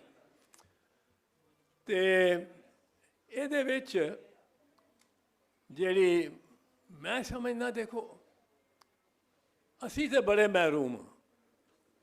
ਸਾਡੇ ਬੱਚੇ ਕਿਸੇ ਨੂੰ ਕਹੋ ਕਿ ਰਾਜਾ ਰਸਾਲੂ ਕੋਈ ਸੁਣਿਆ ਹੀ, ਉਹਨੇ ਸੁਣਿਆ ਹੀ ਨਹੀਂ, ਉਹਨੂੰ ਪਤਾ ਹੀ ਨਹੀਂ ਕਿ ਰਾਜਾ ਰਸਾਲੂ ਦੀ ਕੋਈ ਵਾਰ ਹੈ, ਕੋਈ ਦਾਸਤਾਨ ਹੈ। ਮੈਂ ਇੱਕ ਮੁਖਤਸਰ ਜਿਹਾ ਤੁਹਾਨੂੰ ਦੱਸਦਾ, ਇਹ ਆਪਣੇ ਪਾਕਿਸਤਾਨੀ ਦੋਸਤਾਂ, ਰਾਜਾ ਰਸਾਲੂ ਔਰ ਪੂਰਨ ਭਗਤ 2 ਭਰਾ ਹੁੰਦੇ ਨੇ। ਰਾਜਾ ਸਿਆਲਕੋਟ ਦਾ ਰਾਜਾ ਹੈ ਸਾਲੇਵਾਨ, ਉਹਦੇ 2 ਪੁੱਤਰ ਨੇ, ਪਹਿਲੀ ਮਾਂ ਤੋਂ ਹੈ, ਅਤੇ ਦੂਜਾ ਜਿਹਦੇ ਨਾਲ ਇਸ਼ਕ ਕੀਤਾ ਰਾਜਾ ਨੇ ਰਾਣੀ ਲੂਣਾ ਨਾਲ, ਉਹਦਾ ਪੁੱਤਰ ਹੈ। ਉਹ ਵੱਡਾ ਬੜਾ ਸੋਹਣਾ ਹੈ, ਔਰ ਕੋ 12 ਸਾਲ ਵੱਡਾ ਹੈ ਛੋਟੇ ਤੋਂ, ਅਤੇ ਉਹ ਬੜਾ ਸੋਹਣਾ ਹੈ, 15-16 ਸਾਲ ਦਾ ਹੁੰਦਾ ਹੈ। ਅਤੇ ਉਹਦੇ 'ਤੇ ਕੋਸ਼ਿਸ਼ ਕਰਦੀ ਹੈ ਰਾਣੀ ਲੂਣਾ, ਜਿਹੜੀ ਦੂਸਰੀ ਬੀਵੀ ਦੀ ਬੀਵੀ ਹੈ, ਉਹ ਕੋਸ਼ਿਸ਼ ਕਰਦੀ ਹੈ ਉਸ ਨਾਲ ਕੋਈ ਤਾਲੁਕ ਪੈਦਾ ਕਰਨ ਦਾ। ਉਹ ਰਿਬਫ ਕਰਦਾ, ਉਹ ਜਾ ਕੇ ਰਾਣੀ ਲੂਣਾ ਰੋ ਪੈਂਦੀ ਹੈ ਰਾਜਾ ਕੇ। ਉਹ ਕਹਿੰਦਾ ਕੀ ਹੋਇਆ? ਕਹਿੰਦੀ ਹੈ ਤੇਰੇ ਪੁੱਤਰ ਨੇ ਮੈਨੂੰ ਤੇ 10 ਦਿਨ ਦਰਾਜ਼ੀ ਕੀਤੀ ਹੈ। ਉਹ ਜਲਾਦਾਂ ਨੂੰ ਹੁਕਮ ਦਿੰਦਾ ਰਾਜਾ ਕਿ ਇਹਨੂੰ ਲੈ ਜਾਓ ਜੰਗਲ ਵਿੱਚ ਤੇ ਕਤਲ ਕਰ ਦਿਓ, ਮਾਰ ਦਿਓ। ਉਹ ਰਾਜੇ ਉਹ ਲੈ ਕੇ ਜਾਂਦੇ ਨੇ, ਲੈ ਕੇ ਜਾ ਰਹੇ ਨੇ, ਤੇ ਉਹ ਕਹਿੰਦੇ ਨੇ ਐਡੇ ਸੋਹਣੇ ਮੁੰਡੇ ਨੂੰ ਅਸੀਂ ਮਾਰ ਦਈਏ, ਇਹਨੂੰ ਨਹੀਂ ਮਾਰਨਾ, ਇਹਨੂੰ ਨਹੀਂ ਮਾਰਨਾ। ਉਹ ਉਹਨੂੰ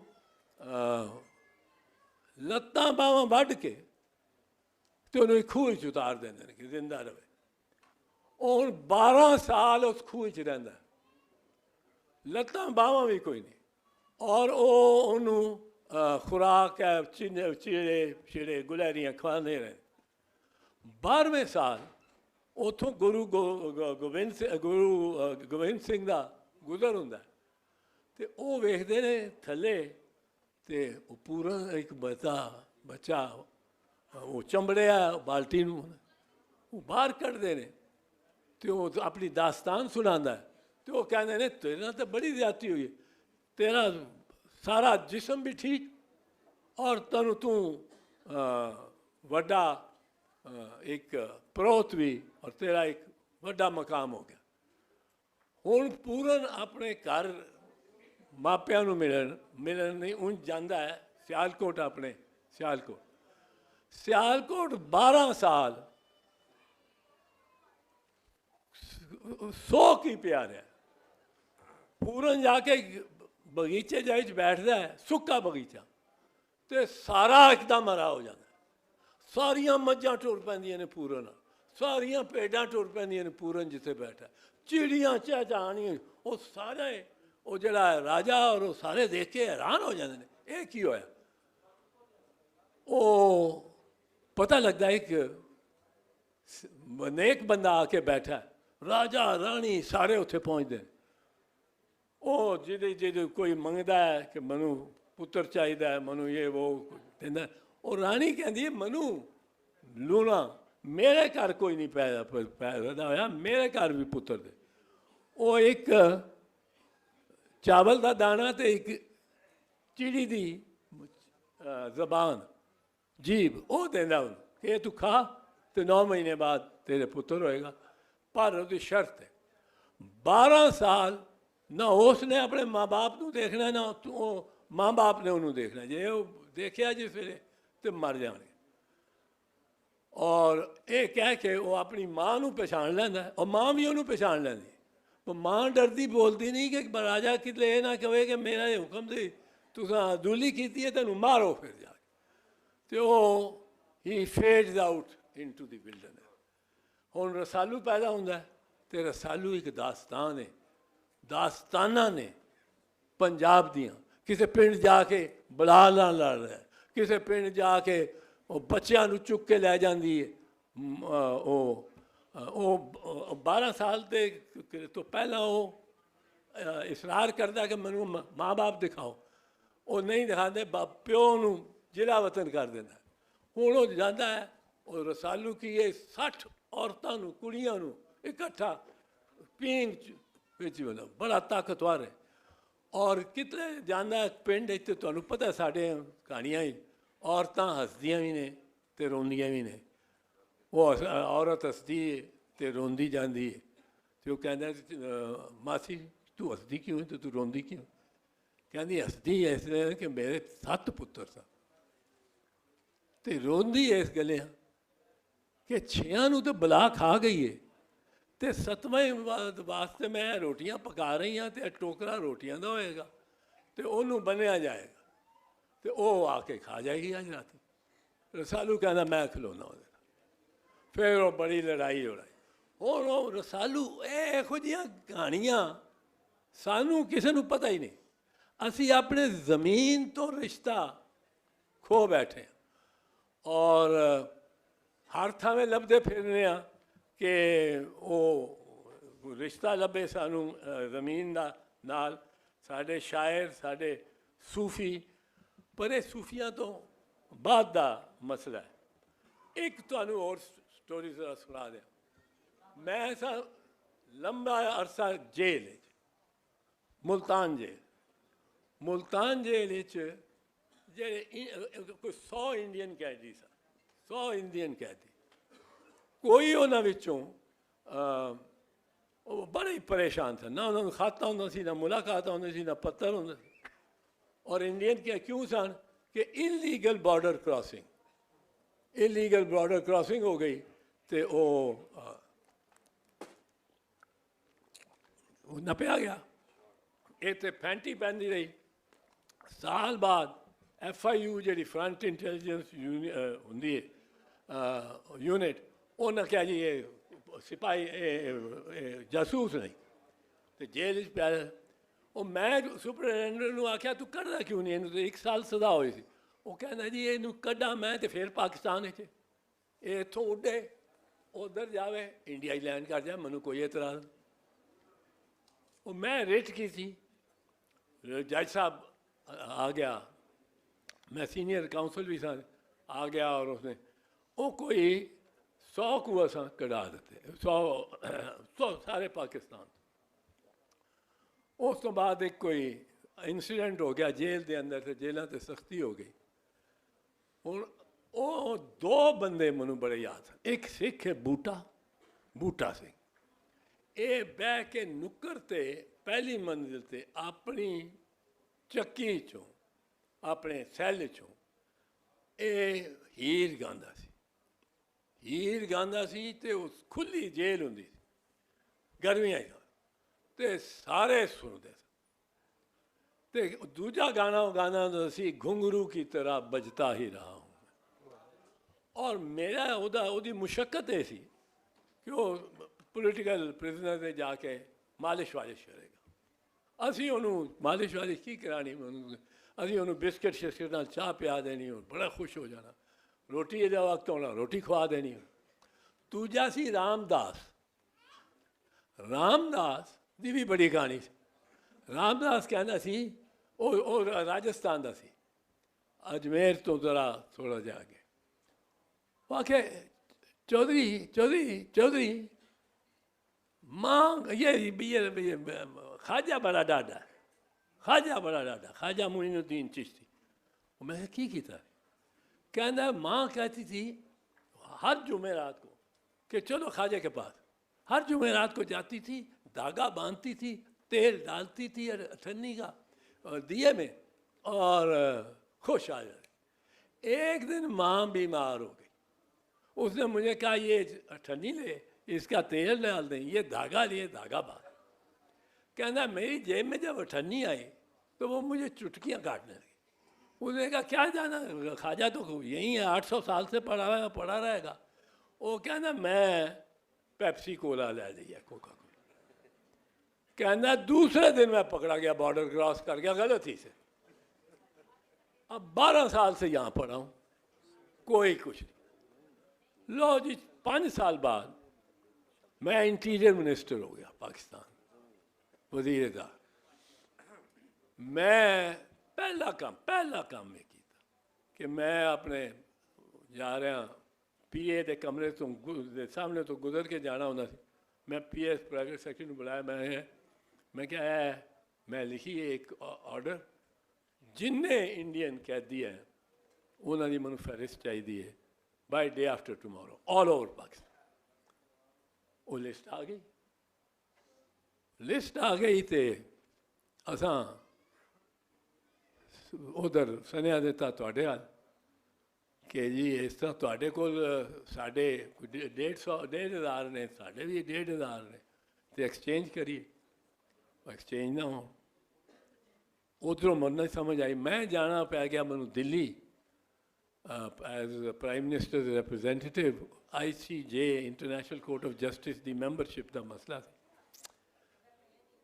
वो मैं वज़ीर आज़म भी मिलिया on behalf of Benazir and Rajiv नू एंड ओनू नरसिम्हा राव नू भी, और सरदार बूटा सिंह सी होम मिनिस्टर। वो बड़ी मुश्किल नाल मैं मनाया। वो हुण हो गया वंड का फैसला हो गया। फैसला जो हो गया तो वो जरा शेड्यूल बनया कि किस ने किस वे जाना है। मैं क्या भी एक बूटा है तो एक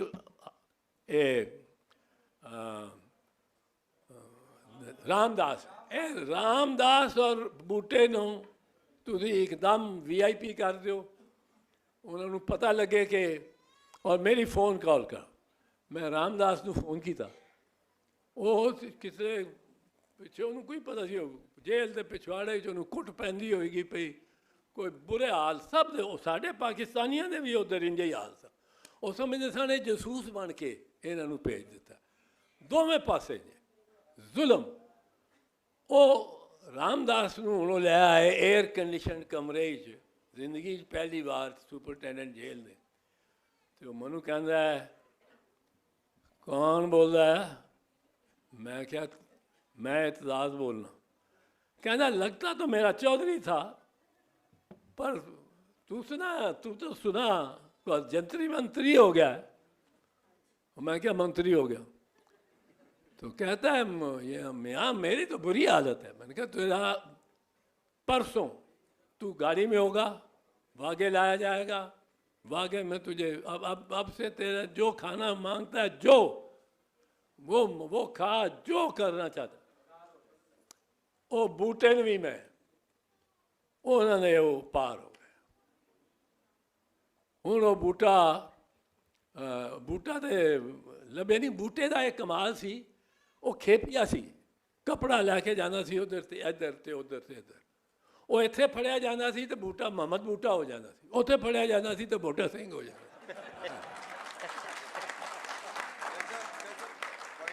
ਚਲੋ ਉਹ ਬਸ। ਅੱਛਾ ਜੀ, ਉਹ ਗੱਲਬਾਤ ਇਹੋ ਜਿਹੀ ਹੈ ਕਿ ਦਿਲ ਕਰਦਾ ਕਿ ਸੁਣਦੇ ਰਹੀਏ, ਲੇਕਿਨ ਅਗਲਾ ਸੈਸ਼ਨ ਬਿਲਕੁਲ ਤਿਆਰ ਹੈ। ਤੇ ਮੈਂ ਚਾਹਾਂਗਾ ਕਿ ਆਡੀਅנס ਦੀ ਵੀ ਥੋੜੀ ਪਾਰਟਿਸਿਪੇਸ਼ਨ ਹੋ ਜਾਏ। ਤੁਹਾਡੇ ਵੱਲੋਂ ਕੁਝ ਮੈਂ ਇੱਕ ਦੋ ਸਵਾਲ ਲੈਣਾ ਚਾਹਾਂਗਾ, ਅਗਰ ਕੋਈ ਸਵਾਲ ਕਰਨਾ ਚਾਹੇ ਤੇ। ਬਾਜਵਾ ਸਾਹਿਬ, ਸਵਾਲ ਆਪਣੇ ਵਰਗਾ ਸੋਹਣਾ ਤੇ ਮੁਖਤਸਰ। ਮਾਈਕ੍ਰੋਫੋਨ ਲੈ ਲਓ। ਹੈਲੋ। ਔਰ ਇਹ ਵੀ ਦੱਸਣਾ ਕਿ ਸਵਾਲ ਕਿਹਨਾਂ ਨੂੰ ਹੈ? ਮੇਰਾ ਸਵਾਲ ਸਾਰੇ ਹੀ ਪੋਲੀਟੀਸ਼ੀਅਨਸ ਨੂੰ ਹੈ, ਜਿਹੜੇ ਸੀਜ਼ਨਡ ਨੇ ਔਰ ਜਿਹੜੇ ਇਸ ਵੇਲੇ ਵੀ ਅਸੈਂਬਲੀ ਦੇ ਵਿੱਚ ਨੇ। ਅਸੀਂ ਹਮੇਸ਼ਾ ਜਦੋਂ ਗੱਲ ਕਰਨੇ ਆ ਤੇ ਇਹ ਕਹਿੰਦੇ ਆ ਕਿ ਅਸੀਂ ਬੜੇ ਬਦਕਿਸਮਤ ਹਾਂ, ਸਿੱਖਾਂ ਨੇ ਬੋਲੀ ਬਚਾ ਲਈ। ਤੇ ਸਾਨੂੰ ਕਿੰਨੇ ਮੂੰਹ 'ਚ ਬੁਰਕੀ ਪਾਈ ਸੀ ਇਹ ਵਾਲੀ ਕਿ ਅਸੀਂ ਬੋਲੀ ਨਾ ਬਚਾਈਏ? ਅਰਬਾਈਜੇਸ਼ਨ ਹੋਣ ਕਿੰਨੇ ਦਿੱਤੀ? ਬੀਇੰਗ ਅ ਪੋਲੀਟੀਸ਼ੀਅਨ ਤੁਹਾਨੂੰ ਕੀ ਲੱਗਦਾ ਕਿ ਸਾਡੇ ਕੋਲ ਕੀ ਗਲਤੀਆਂ ਹੋਈਆਂ ਨੇ ਇਨ ਦ ਪਾਸਟ, ਔਰ ਫਿਊਚਰ ਵਿੱਚ ਪੋਲੀਟਿਕਸ ਦੇ ਜ਼ਰੀਏ ਅਸੀਂ ਪੰਜਾਬੀ ਨੂੰ ਕਿਵੇਂ ਬਚਾ ਸਕਦੇ ਹਾਂ? ਜਿਵੇਂ ਅਸੀਂ ਇਹ ਜ਼ਿਕਰ ਕਰ ਰਹੇ ਹਾਂ ਕਿ ਸਾਇੰਸ ਦੀਆਂ ਕਿਤਾਬਾਂ ਹੋਣ, ਲੇਕਿਨ ਜਦੋਂ ਬੋਲੀ ਖੋਈ ਲਈ ਗਈ ਹੈ ਤਾਂ ਸਾਇੰਸ ਦੀਆਂ ਕਿਤਾਬਾਂ ਨਹੀਂ ਹੋ ਸਕਦੀਆਂ। ਸਟੈਪ ਵਾਈਜ਼ ਚੀਜ਼ਾਂ ਹੁੰਦੀਆਂ ਨੇ। ਤੁਸੀਂ ਬੋਲੀ ਇੰਟਰੋਡਿਊਸ ਕਰਾਓ, ਇੱਕ ਪੀੜ੍ਹੀ ਨੂੰ ਬੋਲੀ ਲਿਖਣੀ ਪੜ੍ਹਨੀ ਸਮਝ ਆਵੇ, ਉਸ ਤੋਂ ਬਾਅਦ ਫਿਰ ਜਿਵੇਂ ਇੰਡੀਆ ਦੀ ਮਿਸਾਲ ਤੁਸੀਂ ਦੇ ਰਹੇ ਹੋ, ਇੰਡੀਆ 'ਚ ਤੁਸੀਂ ਪੰਜਾਬੀ 'ਚ ਸਾਇੰਸ ਵੀ ਪੜ੍ਹ ਸਕਦੇ ਹੋ ਮੈਟ੍ਰਿਕ ਤੱਕ, ਔਰ ਤੁਸੀਂ ਐਜੂਕੇਸ਼ਨ ਹਾਸਲ ਕਰ ਸਕਦੇ ਹੋ। ਸੋ ਉਹੀਓ ਪੈਟਰਨ ਤੁਸੀਂ ਇੱਥੇ ਵੀ ਇਸਤੇਮਾਲ ਕਰ ਸਕਦੇ ਹੋ। ਫਿਊਚਰ ਬਾਰੇ ਜ਼ਰੂਰ ਥੋੜ੍ਹਾ ਜਿਹਾ ਦੱਸਿਓ ਕਿ ਤਾਂ ਕਿ ਅਸੀਂ ਮਾਜ਼ੀ ਦੀਆਂ ਗੱਲਾਂ ਸਾਰੀਆਂ ਸੁਣ ਲਈਆਂ, ਬੁੱਲੇ ਸ਼ਾਹ ਨੂੰ ਵੀ ਸੁਣਿਆ, ਬੂਟੇ ਦੀ ਕਹਾਣੀ ਵੀ ਅਸਾਂ ਸੁਣ ਲਈ, ਪੂਰਨ ਭਗਤ ਵੀ, ਲੇਕਿਨ ਫਿਊਚਰ ਵਿੱਚ ਤੁਹਾਡਾ ਕੀ ਪਲਾਨ ਹੈ ਤਾਂ ਕਿ ਅਸੀਂ ਇੱਥੋਂ ਕੁਝ ਲੈ ਕੇ ਜਾਈਏ, ਸਾਨੂੰ ਇਹ ਪੱਕ ਹੋਵੇ ਕਿ ਸਾਡੇ ਸਾਥੀ ਅਸੈਂਬਲੀ 'ਚ ਬਹਿ ਕੇ ਕੁਝ ਕਰਨਗੇ? ਮੇਰਾ ਖਿਆਲ ਹੈ ਸਵਾਲ ਮਲਕ ਮੁਹੰਮਦ ਅਹਿਮਦ ਖਾਨ ਸਾਹਿਬ ਤੁਹਾਨੂੰ ਬਣਦਾ ਹੈ। ਮਲਕ ਸਾਹਿਬ ਤੁਹਾਨੂੰ ਸਵਾਲ ਹੈ। ਔਰ ਇੱਕ ਮੈਂ ਇਸ ਸਵਾਲ ਦੇ ਵਿੱਚ ਐਡ ਕਰ ਦਿਆਂ, ਇਕੱਠਾ ਹੀ ਜਵਾਬ ਦੇ ਦੇਣਾ। ਮੇਰਾ ਵੀ ਦੋ ਸਵਾਲ ਸਨ, ਵਿੱਚ ਮੈਂ ਵੀ ਵਿੱਚ ਅੱਧਾ ਹਿੱਸਾ ਪਾ ਦੇਣਾ। ਕਿ ਅਸੀਂ ਅਸੈਂਬਲੀ 'ਚ ਗਏ, ਤੁਸੀਂ ਪ੍ਰੋਸੀਡਿੰਗ ਕੀਤੀ, ਸਾਰਾ ਰੈਜ਼ੋਲੂਸ਼ਨ ਪੰਜਾਬ ਅਸੈਂਬਲੀ 'ਚ ਪਾਸ ਹੋਈ ਕਿ ਪੰਜਾਬੀ ਨੂੰ, ਨਾਲ ਓਬਲੀਗ ਦੇ ਵਿੱਚ ਰਾਇਕੀ ਦਾ ਵੀ ਜ਼ਿਕਰ ਹੈ ਕਿ ਪੰਜਾਬੀ ਨੂੰ ਪਹਿਲੀ ਤੋਂ ਲੈ ਕੇ BA ਤੱਕ ਲਾਜ਼ਮੀ ਕੰਪਲਸਰੀ ਸਬਜੈਕਟ ਦੇ ਤੌਰ 'ਤੇ ਪੂਰੀ ਅਸੈਂਬਲੀ ਨੇ, ਸਾਰੇ ਮੈਂਬਰਸ ਨੇ ਸਹਿਮਤੀ ਦੇ ਨਾਲ, ਸਾਰੀਆਂ ਆਪੋਜੀਸ਼ਨ ਨੇ ਵੀ ਸਹਿਮਤੀ ਦੇ ਨਾਲ ਉਹ ਰੈਜ਼ੋਲੂਸ਼ਨ ਪਾਸ ਕੀਤੀ, ਜੋ ਚੌਧਰੀ ਸਾਹਿਬ ਮਲਕ ਸਾਹਿਬ ਦੀ ਮੌਜੂਦਗੀ 'ਚ ਪਾਸ ਹੋਈ। ਇਹਦੀ ਅੱਗੋਂ ਪ੍ਰੋਸੀਜਰ ਕੀ ਹੈ? ਕਦੋਂ ਤੱਕ ਇਹ ਐਜ਼ ਏ ਸਬਜੈਕਟ ਲੱਗ ਜਾਏਗੀ? ਪਹਿਲੇ ਬਾਜਵਾ ਸਾਹਿਬ ਦਾ ਸਵਾਲ ਹੈ, ਅੱਗੋਂ ਮੇਰੀ ਗੱਲ ਨੂੰ ਤੁਸੀਂ ਤੋੜ ਦੇਣਾ। ਮੈਂ ਇਸੇ ਵਾਸਤੇ ਆਪਦੀ ਗੱਲਬਾਤ, ਕਿਉਂਕਿ ਮੇਰੇ ਵਾਸਤੇ ਚੌਧਰੀ ਸਾਹਿਬ ਕੋਲੋਂ ਸੁਣਨਾ ਮੇਰੇ ਜ਼ਿਆਦਾ ਫਾਇਦੇ 'ਚ ਬਜਾਏ ਕਿ ਮੈਂ ਚੌਧਰੀ ਸਾਹਿਬ ਦੇ ਬੈਠਿਆਂ ਕੋਈ ਗੱਲ ਕਰਾਂ। ਚੌਧਰੀ ਸਾਹਿਬ ਵੱਡਿਆਂ ਵਾਸਤੇ ਵੀ ਇਹ ਗੱਲ ਤੇ ਚੌਧਰੀ ਸਰਵਰ ਸਾਹਿਬ ਵਾਸਤੇ ਵੀ ਇਹ ਗੱਲ। ਲੇਕਿਨ ਮੈਂ ਆਪਦੀ ਜਿੰਨੀ ਵੀ ਮੁਖਤਸਰ ਗੱਲ ਕੀਤੀ, ਮੈਂ 3 ਗੱਲਾਂ ਕੀਤੀਆਂ। ਮੈਂ ਨਹੀਂ ਸਮਝਦਾ ਕਿ ਪੰਜਾਬੀ ਜ਼ੁਬਾਨ ਆਪਦੇ ਜ਼ੋਰ ਤੇ ਇਵੇਂ ਟੁਰੀ ਰਹੇਗੀ। ਪੰਜਾਬੀ ਜ਼ੁਬਾਨ ਨੂੰ ਜਦ ਤੱਕ ਪੜ੍ਹਾਉਣ ਦਾ ਬੰਦੋਬਸਤ ਨਾ ਹੋਇਆ, ਪੰਜਾਬੀ ਜ਼ੁਬਾਨ ਦੇ ਵਿੱਚ ਜਦ ਤੱਕ ਅਸੀਂ ਜਿਹੜੇ ਮੋਟੇ ਕੰਮ ਨੇ ਉਹ ਨਾ ਕੀਤੇ, ਤੇ ਪੰਜਾਬੀ ਮੇਰਾ ਪੰਜਾਬੀ ਮਸਲਾ ਹੀ ਨਹੀਂ ਰਹਿ ਗਿਆ। ਨਾ ਮੈਨੂੰ ਉਹਦੀ ਕਿਤੇ ਤਾਲੀਮ 'ਚ ਲੋੜ ਹੈ, ਨਾ ਮੈਨੂੰ ਸਰਕਾਰੀ ਸਤ੍ਹਾ 'ਤੇ ਕਿਤੇ ਪੰਜਾਬੀ ਦੀ ਲੋੜ ਹੈ। ਮੇਰਾ ਕੰਮ ਅੰਗਰੇਜ਼ੀ ਤੇ ਉਰਦੂ ਨਾਲ ਸਰਦਾ ਪਿਆ ਤੇ ਉਹੀ ਮੈਂ ਪੜ੍ਹਨਾ ਪਿਆ। ਤੇ ਇਹਨੂੰ ਕਿੰਨੇ ਠੀਕ ਕਰਨਾ ਹੈ? ਕਿ ਕਿਆ ਇਹ ਸਿਰਫ ਮਸਲਾ ਸਿਆਸਤਦਾਨਾਂ ਦੇ ਵੱਸ ਹੈ ਕਿ ਉਹਨਾਂ ਨੇ ਠੀਕ ਕਰਨਾ ਹੈ? ਜਾਂ ਇਹਦੇ 'ਚ ਐਕੈਡਮੀਆ ਵੀ ਆਵੇਗੀ, ਜਾਂ ਇਹਦੇ ਵਿੱਚ ਸੁਸਾਇਟੀ ਮਜਮੂਈ ਤੌਰ ਤੇ ਵੀ ਨਾਲ ਆਵੇਗੀ, ਇਕੱਠੀ ਹੋ ਕੇ ਆਵੇਗੀ। ਹੁਣ ਸੁਸਾਇਟੀ 'ਚ ਦਾ ਅਕਸ ਨਜ਼ਰ ਕਿਵੇਂ ਆਵੇਗਾ, ਕਿਵੇਂ ਦਿਸੇਗਾ ਕਿ ਸੁਸਾਇਟੀ 'ਚ ਪੰਜਾਬੀ ਦੀ ਇਹ ਮੰਗ ਹੈ। ਮੇਰਾ ਬੱਚਾ ਜਿਹੜਾ ਸਕੂਲ ਜਾ ਰਿਹਾ ਹੈ, ਮੈਂ ਅਗਰ ਬਹੁਤ ਇੱਕ ਉਤਲੇ ਤਬਕੇ 'ਚ ਟੁਰ ਗਿਆ ਤੇ ਮੈਂ ਉੱਥੇ ਆਪਦੇ ਘਰ 'ਚ ਪੰਜਾਬੀ ਬੋਲਣਾ, ਉਹ ਵੀ ਮੇਰਾ ਫੈਸ਼ਨ ਹੈ ਅੱਜ। ਤੇ ਜੇ ਮੈਂ ਕਿਤੇ ਥੱਲੇ ਫਸਿਆ ਤਬਕਾਤੀ ਜੰਗ 'ਚ, ਮੈਂ ਕਿਤੇ ਲੋਅਰ ਮਿਡਲ ਕਲਾਸ ਹਾਂ, ਜਾਂ ਮੇਰੇ ਕੋਲੋਂ ਜੇ ਆਪਦੇ ਕੋਲੋਂ ਉੱਥੇ ਨਹੀਂ ਉਪੜਿਆ ਗਿਆ ਜਿੱਥੇ ਲੋਕੀ ਪੈਸਿਆਂ ਨਾਲ ਤਗੜੇ ਜਾਂ ਰੁਤਬੇ ਨਾਲ ਜਾਂ ਉਹਦੇ ਨਾਲ ਤਗੜੇ ਨੇ, ਤੇ ਉੱਥੇ ਬੱਚੇ ਨੂੰ ਧੱਕੇ ਨਾਲ ਅੰਗਰੇਜ਼ੀ ਬੁਲਾਉਣਾ ਤੇ ਉਰਦੂ ਬੁਲਾਉਣਾ ਮੇਰਾ ਸਿਆਪਾ ਬਣਿਆ। ਮੈਂ ਫਸਿਆ, ਇਹ ਰਿਐਲਿਟੀ ਹੈ। ਹੁਣ ਇਹਦਾ ਮੇਰੇ ਨਜ਼ਦੀਕ ਜਿੰਦੇ ਵੱਸ ਜੋ ਹੈ ਉਹ ਕਰੇ। ਮੇਰੇ ਵੱਸ ਸੀ ਕਿ ਮੈਂ ਪੰਜਾਬੀ ਜ਼ੁਬਾਨ ਤੇ ਇੱਕ ਕਰਾਰਦਾਦ ਦੇਵਾਂ ਜਿਹਨੂੰ ਕਾਨੂੰਨ ਦੀ ਹਸੀਅਤ ਬਣ ਜਾਏ। ਇਹ ਵੀ ਤੁਹਾਡੀ ਇਤਲਾਹ ਲਈ, ਇਹ 72 ਸਾਲ 'ਚ ਇਹਨਾਂ ਅਸੈਂਬਲੀਆਂ ਦੀਆਂ ਰੈਜ਼ੋਲੂਸ਼ਨਾਂ ਦੀ ਬਾਈਂਡਿੰਗ ਫੋਰਸ ਨਹੀਂ ਸੀ। ਪੰਜਾਬ ਅਸੈਂਬਲੀ ਪਾਕਿਸਤਾਨ ਦੀ ਪਹਿਲੀ ਅਸੈਂਬਲੀ ਹੈ ਕਿ ਅਗਰ ਕੋਈ ਚੀਜ਼ ਵੀ ਉਹ ਯੂਨੈਨਿਮਸਲੀ ਯਾਨੀ ਇਕੱਠੀ ਉਹਦੇ 'ਚ ਕੋਈ ਮੁਖਾਲਫਤ ਨਹੀਂ ਹੋਏਗੀ, ਉਹ ਪਾਸ ਕਰੇਗੀ ਤੇ ਗਵਰਨਮੈਂਟ ਤੇ ਬਾਈਂਡਿੰਗ ਹੋਏਗੀ। ਇਹ ਕਰਾਰਦਾਦ ਅਸੀਂ ਪਾਸ ਕਰਕੇ ਹਕੂਮਤ ਨੂੰ ਭੇਜਤੀ ਹੋਈ ਹੈ ਕਿ ਤੁਸੀਂ ਪਹਿਲੀ ਜਮਾਤ ਤੋਂ ਲੈ ਕੇ ਕਾਲਜ ਤੱਕ ਜਦੋਂ ਆਪਸ਼ਨਲ ਦੀ ਚੁਆਇਸ ਕਿਸੇ ਸਟੂਡੈਂਟ ਕੋਲ ਆ ਜਾਏ। ਮੈਨੂੰ ਇੱਕ ਮੌਲਵੀ ਸਾਹਿਬ ਮਿਲ ਗਏ, ਤੁਹਾਡਾ ਵਕਤ ਥੋੜਾ, ਮੈਂ ਗੱਲ ਮੁਖਤਸਰ ਕਰਾਂਗਾ। ਮੈਨੂੰ ਇੱਕ ਮੌਲਵੀ ਸਾਹਿਬ ਮਿਲ ਗਏ, ਮੈਂ ਉਹਨਾਂ ਨੂੰ ਕਿਹਾ ਤੁਸੀਂ ਮੇਰੇ ਵੱਡੇ ਭਾਈ ਹੋ, ਮੈਂ ਪੁੱਛਣਾ ਤੁਹਾਡਾ ਦਰਸ ਹੈ ਤੇ ਤੁਸੀਂ ਦਰਸ ਦੇ ਵਿੱਚ ਪਹਿਲੇ ਦਿਨ ਤੋਂ ਹੀ ਦਰਸ ਨਿਜ਼ਾਮੀ ਪੜ੍ਹਾਉਣ ਲੱਗ ਪਓਗੇ। ਤੁਸੀਂ ਇੱਕ ਬੱਚੇ ਨੂੰ ਫੈਸਲਾ ਕਰ ਲਿਆ, ਉਹਦੀ ਉਮਰ ਅਜੇ 4 ਸਾਲ ਹੈ, ਔਰ ਤੁਸੀਂ ਫੈਸਲਾ ਕਰ ਲਿਆ ਹੈ ਕਿ ਮੈਂ ਉਹਨੂੰ ਇਖਤਿਆਰ ਨਹੀਂ ਦੇਣਾ, ਔਰ ਮੈਂ ਪਹਿਲੇ ਦਿਨ ਹੀ ਤੈਅ ਕਰ ਲਿਆ ਕਿ ਇਹਨੇ ਆਲਮ ਬਣਨਾ ਹੈ। ਇਹ ਤੋੜ ਤੱਕ ਨਹੀਂ ਚੜੇਗਾ ਜਦ ਤੱਕ ਉਹਦੀ ਖੁਆਇਸ਼ ਵਿੱਚ ਸ਼ਾਮਲ ਨਹੀਂ ਹੋਏਗੀ, ਔਰ ਅਗਰ ਬਣੇਗਾ ਵੀ ਤੇ ਕੋਈ ਮੁਫੀਦ ਆਲਮ ਨਹੀਂ ਬਣੇਗਾ। ਮੇਰਾ ਖਿਆਲ ਹੈ ਕਿਤੇ ਵਿਗੜ ਜਾਏਗਾ। ਤੇ ਤੁਸੀਂ 10ਵੀਂ ਤੱਕ ਉਹਨੂੰ ਇੱਕੋ ਜਿਹੀ ਤਾਲੀਮ ਦਿਓ, ਉਹਨੂੰ ਸਾਇੰਸ ਵੀ ਪੜ੍ਹਾਓ, ਉਹਨੂੰ ਅੰਗਰੇਜ਼ੀ ਜਗਰਾਫੀਆ ਵੀ ਪੜ੍ਹਾਓ, ਉਹਨੂੰ ਦੀਨਿਆਤ ਵੀ ਪੜ੍ਹਾ ਲਓ। 10ਵੀਂ ਤੋਂ ਬਾਅਦ ਉਹਦੇ ਤੇ ਰਹਿਣ ਦਿਓ, ਜੇ ਉਹਨੇ ਲੈਣੀ ਹੋਏਗੀ ਤਾਂ ਅੱਗੇ ਤਾਲੀਮ ਇਸ ਪਾਸੇ ਲੈ ਲਏਗਾ। ਕਹਿਣ ਦਾ ਮੇਰਾ ਮਕਸਦ ਇਹ ਆ ਕਿ ਪੰਜਾਬੀ ਜ਼ੁਬਾਨ ਲਈ ਇਹਨਾਂ ਜ਼ੁਬਾਨਾਂ ਦਾ ਪਹਿਲੇ ਇੱਕ ਹਿਸਟੋਰੀਕਲ ਬੈਕਗਰਾਉਂਡ ਵੀ ਤੇ ਤੁਹਾਨੂੰ ਵੇਖਣਾ ਪੈਣਾ ਹੈ ਨਾ। ਜਿੰਨਾ ਤੁਹਾਡੇ ਕੋਲ ਵਾਫਰ ਖਜ਼ਾਨਾ ਤੇ ਵੱਡਾ ਖਜ਼ਾਨਾ ਤੇ ਬੜਾ ਦਿਲ ਨੂੰ ਲੱਗਣ ਵਾਲਾ ਖਜ਼ਾਨਾ, ਸ਼ਾਇਦ ਮੈਂ ਪੰਜਾਬੀ ਹਾਂ ਇਸ ਲਈ ਮੈਨੂੰ ਪੰਜਾਬੀ ਵਾਲਾ ਬਹੁਤ ਚੰਗਾ ਲੱਗਦਾ। ਮੁਮਕਿਨ ਹੈ ਬਾਕੀ ਜ਼ੁਬਾਨਾਂ 'ਚ ਵੀ ਇੰਝ ਹੋਏ। ਮੇਰੇ ਨਾਲ ਅਮਰੀਕਨ ਅੰਬੈਸਡਰ ਕਸੂਰ ਚਲੇ ਗਏ ਤੇ ਬੁੱਲੇ ਸ਼ਾਹ ਦਰਬਾਰ ਤੇ ਚਲੇ ਗਏ। ਉਹਨਾਂ ਦਾ ਕੋਈ ਉੱਥੇ ਪ੍ਰੋਜੈਕਟ ਸੀ ਵਾਟਰ ਟਰੀਟਮੈਂਟ ਦੇ ਹਵਾਲੇ ਨਾਲ। ਕਸੂਰ ਤੁਹਾਨੂੰ ਪਤਾ ਹੈ ਦੁਨੀਆ ਦੇ ਇਨਵਾਇਰਨਮੈਂਟ ਦੇ ਲਿਹਾਜ਼ ਨਾਲ ਗੰਦੇ ਤਰੀਨ ਸ਼ਹਿਰਾਂ 'ਚੋਂ ਇੱਕ ਸ਼ਹਿਰ ਹੈ। ਇਹ ਸਿਰਫ ਸਮੌਗ ਦਾ ਇਸ਼ੂ ਨਹੀਂ, ਉੱਥੇ ਜਿਹੜੇ ਉਹ ਟੈਨਰੀਜ਼ ਵਾਲੇ ਨੇ, ਉਹਨਾਂ ਨੇ ਸਾਡਾ ਜ਼ੇਰੇ ਜ਼ਮੀਨ ਪਾਣੀ ਕੰਟੈਮੀਨੇਟਡ ਕਰਤਾ ਹੈ। ਸਾਡੇ ਲੋਕ ਬਿਮਾਰੀਆਂ ਨਾਲ ਮਰਦੇ ਨੇ ਪਏ ਤੇ ਅਸੀਂ ਉਹਦੇ 'ਚ ਦੁਨੀਆ ਦੇ ਕੁਝ ਲੋਕਾਂ ਨੂੰ ਉੱਥੇ ਇਕੱਠਾ ਕੀਤਾ ਜਿਹਦੇ 'ਚ ਕੋਈ ਟਰੀਟਮੈਂਟ ਦੇ ਕੋਈ, ਤੇ ਅਮਰੀਕਨ ਅੰਬੈਸਡਰ ਵੀ ਉਸ ਵੇਲੇ, I am talking like 10-15 years back, Bulleh Shah ਦਰਬਾਰ ਤੇ 4-5 ਸ਼ੇਰ ਲਿਖੇ ਸਨ ਉਹਦੇ ਮਜ਼ਾਰ 'ਚ, ਬਿਲਕੁਲ ਜਿੱਥੇ ਉਹਨਾਂ ਦੀ ਸੀਟ ਹੈ ਇਸ ਵੇਲੇ ਉਹਦੇ ਬਿਲਕੁਲ ਉੱਤੇ। ਮੈਂ ਉਹਨਾਂ ਨੂੰ ਕਿਹਾ, ਮੈਂ ਕਿਹਾ ਆਪਣਾ ਅਮਰੀਕਨ ਕਨਸਟੀਟਿਊਸ਼ਨ ਦਾ ਟਾਈਮ ਦੇਖਣਾ। ਐਜ਼ ਆਈ ਰਿਮੈਂਬਰ ਕਿ ਜੈਫਰਸਨਸ ਸਪੀਚ ਵਾਜ਼ ਇਨ 1790s, ਤੇ ਤੁਸੀਂ, ਮੈਂ ਤੁਹਾਨੂੰ ਕਹਿਣ ਲੱਗਾ, ਇਹ ਸੱਚ ਆਖਿਆ ਭਾਂਬੜ ਮੱਚਦਾ ਹੈ, ਇਸ ਫਰੀडम ਆਫ ਐਕਸਪ੍ਰੈਸ਼ਨ। ਇਹ ਜਿਹੜਾ ਨਾਲ ਲਿਖਿਆ ਹੈ ਕਿ ਜ਼ਾਤ ਨਾ ਕੋਈ ਪੁੱਛੇ, ਇਹ ਰੇਸ ਰਿਲੀਜਨ ਕ੍ਰੀਡ ਵਾਲੀ ਗੱਲ ਕਰਦਾ ਪਿਆ ਕਿ ਇਹਦੇ ਤੇ ਕਿਸੇ ਕਿਸਮ ਦੀ ਡਿਸਕ੍ਰਿਮੀਨੇਸ਼ਨ ਨਹੀਂ ਹੋਣੀ। ਤੇ ਜੋ ਤੁਹਾਡੇ ਕਨਸਟੀਟਿਊਸ਼ਨ ਦੇ ਪਹਿਲੇ 7 ਆਰਟੀਕਲ ਨੇ, may it be freedom of expression, may it be freedom of religious practices, ਜੋ ਵੀ ਲਿਖਿਆ ਹੈ, ਇਹ 7 ਸ਼ੇਰ ਬੁੱਲੇ ਨੇ ਅੱਜ ਤੋਂ ਇੰਨਾ ਵਕਤ ਪਹਿਲੇ ਕਹੇ ਹੋਏ ਨੇ। ਸਾਡੀ ਸੁਸਾਇਟੀ ਜ਼ਿੰਦਾ ਸੁਸਾਇਟੀ।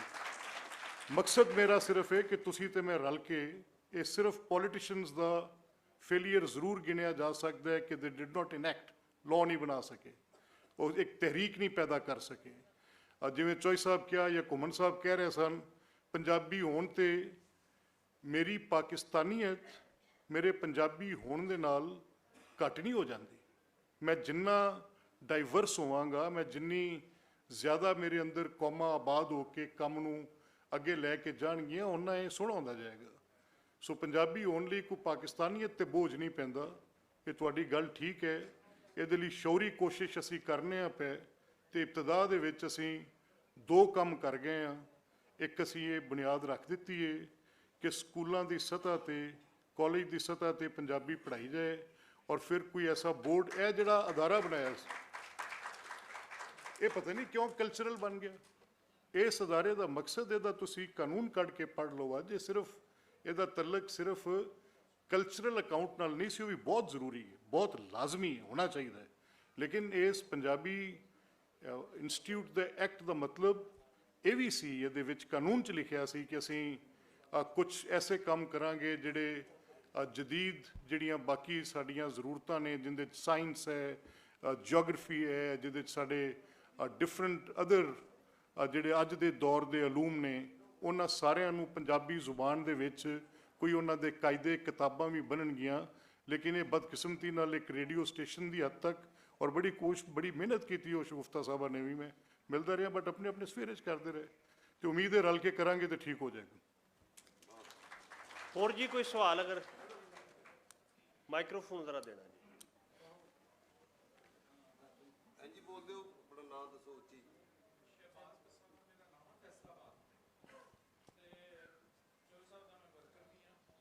ਮੇਰਾ ਸਰ ਕੁਐਸਚਨ ਆ ਅਹਿਮਦ ਸਾਹਿਬ ਦੇ, ਕਿ ਤੁਸੀਂ ਹੁਣੀ ਜਸਟੀਫਾਈ ਕਰ ਰਹੇ ਸੀ ਕਿ ਪੰਜਾਬੀ ਨੂੰ ਅਸੀਂ ਇਸ ਕਰਕੇ ਨਾਫਜ਼ ਨਹੀਂ ਕਰ ਪਾ ਰਹੇ ਕਿ ਅਲੂਮ 'ਚ ਤਰੱਕੀ ਨਹੀਂ ਹੋ ਰਹੀ, ਜਾਂ ਅਸੀਂ ਕੋਈ ਨਵੀਂ ਚੀਜ਼ ਆਜ਼ਾਦ ਨਹੀਂ ਕਰ ਰਹੇ ਪੰਜਾਬੀ ਦੇ ਵਿੱਚ। ਤੇ ਜਦੋਂ ਇੱਕ ਹਿਸਟਰੀ ਪੜ੍ਹੀਏ, ਇੰਡਸ ਸੈਗਾ ਵੀ ਪੜ੍ਹੀ ਹੈ ਮੈਂ ਆਜ਼ਾਦ ਹਸਨ ਸਾਹਿਬ ਦੀ, ਜਦੋਂ ਯਾਨੀ ਕਿ ਨੋਮੈਡਿਕਸ ਕਬਾਇਲ ਜਿਹੜੀਆਂ ਡਿਵੈਲਪ ਸੁਸਾਇਟੀਆਂ ਨੂੰ ਕਬਜ਼ਾ ਕਰ ਲੈਂਦੇ ਸੀ, ਤੇ ਉਦੋਂ ਤੇ ਉਹ ਜਿਹੜੇ ਆਉਂਦੇ ਸੀ ਕਬਾਇਲ, ਉਹਨਾਂ ਦੀ ਕੋਈ ਤਰੱਕੀ ਨਹੀਂ ਸੀ ਹੁੰਦੀ ਅਲੂਮ 'ਚ ਤੇ ਲਿਟਰੇਚਰ 'ਚ, ਤੇ ਉਦੋਂ ਉਹ ਚੰਗੀ ਭਲੀ ਤਰੱਕੀ ਯਾਫਤਾ ਕੌਮਾਂ ਨੂੰ ਜਦੋਂ ਦਬਾ ਲੈਂਦੇ ਸੀ, ਤੇ ਉਦੋਂ ਆਪਣੀ ਜ਼ੁਬਾਨ ਨਾਫਜ਼ ਕਰ ਦਿੰਦੇ ਸੀ ਉਸ ਇਲਾਕੇ 'ਚ। ਤੇ ਅਸੀਂ ਆਪਣੀ ਜ਼ੁਬਾਨ ਹੀ ਨਹੀਂ ਨਾਫਜ਼ ਕਰ ਰਹੇ ਕਿ ਯਾਨੀ ਕਿ ਹੁਣ ਸਾਡੀ ਗਵਰਨਮੈਂਟ, ਮੈਂ ਉਧਰ ਦੇ ਪੰਜਾਬ ਦੀ ਗੱਲ ਦੱਸਾਂਗਾ, ਜਦੋਂ ਕਰੋਨਾ ਆਇਆ ਤੇ ਉਧਰ ਨਾ ਉੱਥੇ ਦਾ CM, ਉੱਥੇ ਦਾ ਚੀਫ ਸੈਕਟਰੀ, ਉੱਥੇ ਦੇ ਕਮਿਸ਼ਨਰਸ ਜਦੋਂ ਕਰੋਨਾ ਦੀ ਡਿਟੇਲ ਬਰੀਫ ਕਰਦੇ ਸੀ ਮੀਡੀਆ ਨੂੰ, ਕਿਉਂਕਿ ਕਰੋਨਾ 'ਚ ਸਾਰੇ ਘਰ ਬੈਠੇ ਹੋਏ ਸੀ, ਅਸੀਂ ਵੀ ਫਾਰਗ ਸੀ, ਸਾਰੇ TV ਸੁਣਦੇ ਸੀ, ਉਹ ਆਪਣੀ ਜ਼ਬਾਨ ਪੰਜਾਬੀ 'ਚ ਗੱਲ ਕਰਦੇ ਸੀ ਉਧਰਲੇ ਬੰਦੇ। ਲੇਕਿਨ ਸਾਡਾ ਇੱਥੇ ਦਫ਼ਤਰ 'ਚ ਚਲ ਜਾਓ ਕਿ ਕਲਰਕ ਵੀ ਉਰਦੂ ਬੋਲਣ ਲੱਗ ਜਾਂਦਾ, ਜੱਜ ਸਾਹਿਬ ਵੀ ਉਰਦੂ ਬੋਲਦੇ ਨੇ, ਈਵਨ ਕਿ ਐਜ਼ ਏ ਵਕੀਲ ਅਸੀਂ ਜੱਜ ਨੂੰ ਬੜੀ ਤਰੀਕੇ ਨਾਲ ਕਮਿਊਨੀਕੇਟ ਕਰ ਹੀ ਨਹੀਂ ਸਕਦੇ ਅਗਰ ਅਸੀਂ ਸਾਡੀ ਇੰਡੀਜਨਸ ਲੈਂਗੁਏਜ ਨਿਰਧਾਰਿਤ ਕਰਨਾ ਹੋਵੇ। ਤੇ ਸਾਡਾ ਇਹ ਹੈ ਕਿ ਕਿਉਂ ਨਹੀਂ ਪੰਜਾਬ ਅਸੈਂਬਲੀ 'ਚ ਉਸੇ ਤਰ੍ਹਾਂ ਹੀ ਬਹਿਸਾਂ ਹੁੰਦੀਆਂ ਜਿਸ ਤਰ੍ਹਾਂ ਪਿਛਲੇ ਦਿਨਾਂ 'ਚ KPK ਅਸੈਂਬਲੀ ਦੇ ਵਿੱਚ ਇੱਕ ਬਰਾਹ ਰਾਸਤ ਆਪਣਾ ਚੱਲਿਆ ਸੀ, ਉਹਦੇ 'ਚ ਪਸ਼ਤੋ ਦੇ ਵਿੱਚ ਗੱਲਬਾਤ ਹੁੰਦੀ ਸੀ, ਔਰ ਸਾਡੀ ਜ਼ਬਾਨ ਦੇ ਵਿੱਚ ਸਾਨੂੰ ਕੋਈ ਬਰਾਹ ਰਾਸਤ ਦਿਖਾਈਆਂ ਜਾਣ ਗੱਲਾਂ। ਸਿਰਫ ਇੱਕ ਹੀ ਮੈਂ ਉਹਨਾਂ ਦੀ ਹਸਨ ਰਜ਼ਾ ਦੀ ਤਕਰੀਰ ਸੁਣੀ ਹੈ, ਉਹਦੇ ਬਾਅਦ ਕੋਈ ਤਕਰੀਰ ਵੀ ਨਹੀਂ ਐਸੀ ਆਈ ਅਸੈਂਬਲੀ 'ਚ ਕਿ ਜਿਹੜੀ ਸੁਣਾਈ ਜਾ ਸਕੇ। ਸਾਨਾ ਸਾਹਿਬ ਬਹੁਤ ਸ਼ੁਕਰੀਆ ਜੀ। ਮੈਂ ਜੀ ਤੁਹਾਡੀ ਪਹਿਲੀ ਗੱਲ ਦਾ ਤਾਂ ਮੇਰੇ ਖਿਆਲ ਦੇ ਮੁਤਾਬਿਕ ਇਹਨੂੰ ਤੁਸੀਂ ਇੰਡਸ ਸਾਗਾ ਦਾ ਹਵਾਲਾ ਵੀ ਦਿੱਤਾ ਹੈ, ਉਹਦੇ ਮੁਸੰਨਫ ਵੀ ਸਾਡੇ ਕੋਲ ਹੀ ਬੈਠੇ ਹੈ। ਮੇਰੇ ਤੋਂ ਬਿਹਤਰ ਗੱਲ ਤੇ ਤੁਹਾਨੂੰ ਇਹ ਦੱਸ ਸਕਦੇ, ਲੇਕਿਨ ਜਿਹੜੇ ਤਲਵਾਰ ਦੇ ਜ਼ੋਰ ਤੇ ਮੁਲਕਾਂ ਤੇ ਕਬਜ਼ੇ ਸਨ ਜਾਂ ਬੰਦੂਕ ਦੇ ਜ਼ੋਰ ਤੇ ਮੁਲਕਾਂ ਦੇ ਕਬਜ਼ੇ ਸਨ, ਉਹ ਸ਼ਾਇਦ ਹੁਣ ਅੱਜ ਦੇ ਦੌਰ ਵਿੱਚ ਤਾਂ ਜਿਹੜਾ ਵੀ ਮੁਲਕ ਹੈ ਉਹ ਇਲਫਾਜ਼ ਤੇ ਤਸ਼ਕੀਲ ਦਿੱਤਾ ਜਾਂਦਾ ਹੈ। ਸ਼ਾਇਦ ਕੋਈ ਹੁਣ ਕੋਈ ਫਰਕ ਪੈਸਿਆਂ ਨਾਲ ਪੈ ਜਾਂਦਾ ਹੋਵੇ, ਜਿਵੇਂ ਉਹਨਾਂ ਦੀ ਅਰਬਨਾਈਜੇਸ਼ਨ ਦੀ ਗੱਲ ਚੋਈ ਸਾਹਿਬ ਨੇ ਕੀਤੀ, ਬੜੀ ਮੰਤਕੀ ਤੇ ਦਲੀਲ ਵਾਲੀ ਗੱਲ ਹੈ, ਫਰਕ ਪੈ ਜਾਂਦਾ ਹੈ। ਲੇਕਿਨ ਅੱਜ ਦਾ ਜਿਹੜਾ ਮੁਆਸ਼ਰਾ ਹੈ, ਅਸੀਂ ਇਹ ਲਫ਼ਜ਼ਾਂ ਤੇ ਤਸ਼ਕੀਲ ਦਿੰਦੇ। ਤੁਹਾਡੀ ਗੱਲ ਦਰੁਸਤ ਹੈ ਕਿ ਮੇਰੀ ਪੰਜਾਬ ਅਸੈਂਬਲੀ 'ਚ ਪੰਜਾਬੀ 'ਚ ਤਕਰੀਰ ਬਹੁਤ ਘੱਟ ਹੈ, ਬਟ ਕਰਨ ਵਾਲੇ ਹੈ ਨੇ। ਇਸੇ ਤਰ੍ਹਾਂ ਤੁਹਾਡੀ ਇਹ ਵੀ ਗੱਲ ਠੀਕ ਹੈ ਕਿ ਜਿਸ ਵੇਲੇ ਪ੍ਰੈਸ ਬਰੀਫਿੰਗਸ ਹੁੰਦੀਆਂ, ਅਸੀਂ ਪੰਜਾਬੀ 'ਚ ਗੱਲ ਕਿਉਂ ਨਹੀਂ ਕਰਦੇ, ਅਸੀਂ ਅੰਗਰੇਜ਼ੀ ਉਰਦੂ ਦਾ ਸਾਰਾ ਕਿਉਂ ਲੈਂਦੇ ਹਾਂ, ਇਹ ਗੱਲ ਠੀਕ ਹੈ। ਮੈਂ ਸ਼ਾਇਦ ਇਹਦੀ ਵਜ੍ਹਾ ਇਹ ਤਲਾਸ਼ ਕੀਤੀ ਹੈ ਕਿ ਜਦੋਂ ਤੁਹਾਡੀ ਤਾਲੀਮ ਦੀ ਜਿਹੜੀ ਤੁਹਾਡੀ ਜੜ੍ਹ ਹੈ, ਉੱਥੇ ਸ਼ਾਇਦ ਤੁਹਾਡੇ ਕੋਲ ਅਗਰ ਪੰਜਾਬੀ ਇੱਕ ਮੀਡੀਅਮ ਦੇ ਤੌਰ ਤੇ ਅਵੇਲੇਬਲ ਹੁੰਦਾ, ਤੇ ਸ਼ਾਇਦ ਅਸੀਂ ਇੰਨੇ ਡਾਈਵੋਰਸ ਲਾਉਂਦੇ ਇਸ ਜ਼ਬਾਨ ਕੋਲ। ਅਸੀਂ ਹੋ ਗਏ ਹਾਂ, ਵਾਪਸ ਉਸ ਪਾਸੇ ਟੁਰਨਾ ਜ਼ਰੂਰੀ ਹੈ। ਬੜੀ ਅੱਛੀ ਗੱਲ ਕੀਤੀ ਬਾਈ ਸਾਹਿਬ ਨੇ, ਮੈਂ ਇਸ ਗੱਲ ਨੂੰ ਐਪਰੀਸ਼ੀਏਟ ਕਰਨਾ ਕਿ ਜਿੰਨੀ ਦੇਰ ਤੱਕ ਅਸੀਂ ਪੰਜਾਬੀ ਦੇ ਉਹ ਬੁਨਿਆਦੀ ਜਿਹੜੇ ਕਿਸੇ ਵੀ ਜ਼ੁਬਾਨ ਦੇ ਲਿਟਰੇਚਰ ਲਈ, ਉਹਦੀ ਤਾਲੀਮ ਐਜੂਕੇਸ਼ਨ ਲਈ, ਉਹਦੇ ਕਾਇਦੇ ਸਪਾਰੇ ਲਈ ਉਹਨੂੰ ਕੁਛ ਨਾ ਕੁਛ ਸਾਨੂੰ ਉਹਨੂੰ ਕੋਈ ਰੰਗ ਦੇਣਾ ਪੈਣਾ। ਹੁਣ ਪੰਜਾਬੀ ਜ਼ੁਬਾਨ ਗੁਰਮੁਖੀ 'ਚ ਜਾਂ ਪੰਜਾਬੀ ਜ਼ੁਬਾਨ ਪਰਸ਼ੀਅਨ ਇਟੈਲਿਕ 'ਚ ਮੈਂ ਉਹਨੂੰ ਲਿਖਾਂ ਤੇ ਮੈਂ ਕਿੰਝ ਲਿਖਾਂ? ਮੈਂ ਫਸਿਆ ਇਸ ਗੱਲ 'ਚ। ਹੁਣ ਮੇਰੇ ਵਾਸਤੇ ਮੁਸ਼ਕਲ ਹੈ, ਜਿਹਨੇ ਪੰਜਾਬੀ ਨਹੀਂ ਪੜ੍ਹੀ ਉਹ ਕਿੰਝ ਪੜ੍ਹੇਗਾ? ਜਦ ਤੱਕ ਉਹਦਾ ਕਾਇਦਾ ਨਾ ਹੋਵੇ, ਜਦ ਤੱਕ ਕੋਈ ਸਿਲਸਿਲਾ ਨਾ ਬਣੇ, ਤੇ ਪਹਿਲੀ ਨੀਂਹ ਰੱਖਣੀ ਤਾਂ ਸਾਨੂੰ ਸਕੂਲ ਦੀ ਸਤ੍ਹਾ ਤੇ ਪੈਣੀ ਹੈ। ਅਸੈਂਬਲੀ ਦੇ ਵਿੱਚ ਤੁਸੀਂ ਸ਼ਾਇਦ ਪਹਿਲੇ ਨਹੀਂ ਸੀ ਹੁੰਦਾ, ਪੰਜਾਬ ਅਸੈਂਬਲੀ ਦੇ ਅੰਦਰ ਇਹ ਮਸਲਾ ਸੀ, ਪਤਾ ਨਹੀਂ ਕਿਉਂ ਸੀ, ਲੇਕਿਨ ਹੁਣ ਪਹਿਲੀ ਦਫਾ ਇਹਨੂੰ 17 ਸਾਲਾਂ 'ਚ ਅਸੀਂ ਲਾਈਵ ਸਟ੍ਰੀਮਿੰਗ ਤੇ ਲੈ ਗਏ ਹਾਂ। ਜਿਹੜਾ ਵੀ ਕੋਈ ਲਫ਼ਜ਼ ਹੁਣ ਉੱਥੇ ਬੋਲਿਆ ਜਾਂਦਾ ਹੈ ਉਹ ਅਵੇਲੇਬਲ ਹੈ ਔਨ ਨੈਸ਼ਨਲ ਮੀਡੀਆ, ਟੀਵੀ ਤੇ ਵੀ ਚੱਲਦਾ ਹੈ ਔਰ it is available on the websites. ਤੇ ਉੱਥੇ ਹੁਣ ਪੰਜਾਬੀ 'ਚ ਤੁਸੀਂ ਦੇਖੋਗੇ ਬਹੁਤ ਸਾਰੇ ਦੋਸਤ ਉੱਥੇ ਤਕਰੀਰਾਂ ਪੰਜਾਬੀ 'ਚ ਕਰਦੇ ਨੇ।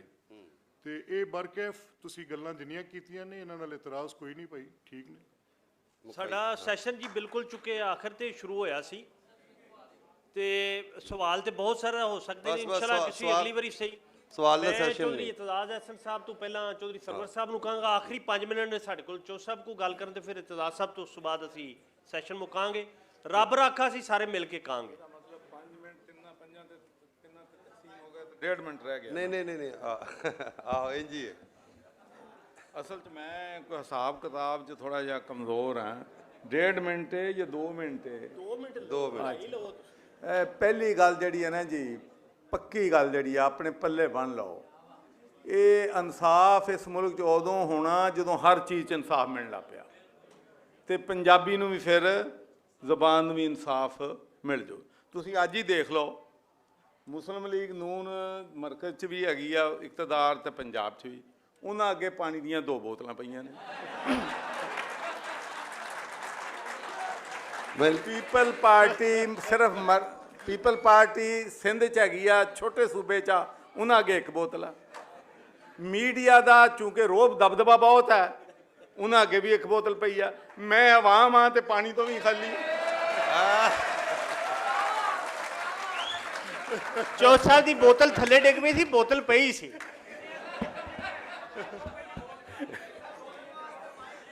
ਜੀ ਹੁਣ ਜਾ ਕੇ ਪੰਜਾਬ ਆਖਰ 'ਚ ਮੈਂ ਇਹ ਕਹਿਣਾ ਚਾਹੁੰਦਾ ਕਿ ਅੰਗਰੇਜ਼ੀ ਦਾ ਮੁਹਾਵਰਾ if there is a will there is a way, ਇਹ ਸਾਨੂੰ ਫੈਸਲਾ ਕਰਨਾ ਹੈ। ਔਰ ਇਹ 'ਚ ਬਿਲਕੁਲ ਮਲਕ ਅਹਿਮਦ ਸਾਹਿਬ ਦੀ ਗੱਲ ਬਜਾਏ ਪੋਲੀਟਿਕਸ ਹੋਵੇ, ਅੱਜ ਕੱਲ੍ਹ ਦਬਾਅ, ਪ੍ਰੈਸ਼ਰ, ਲੌਬੀ ਪੂਰੀ ਦੁਨੀਆ 'ਤੇ ਚੀਜ਼ਾਂ ਮੈਟਰ ਕਰਦੀਆਂ ਨੇ।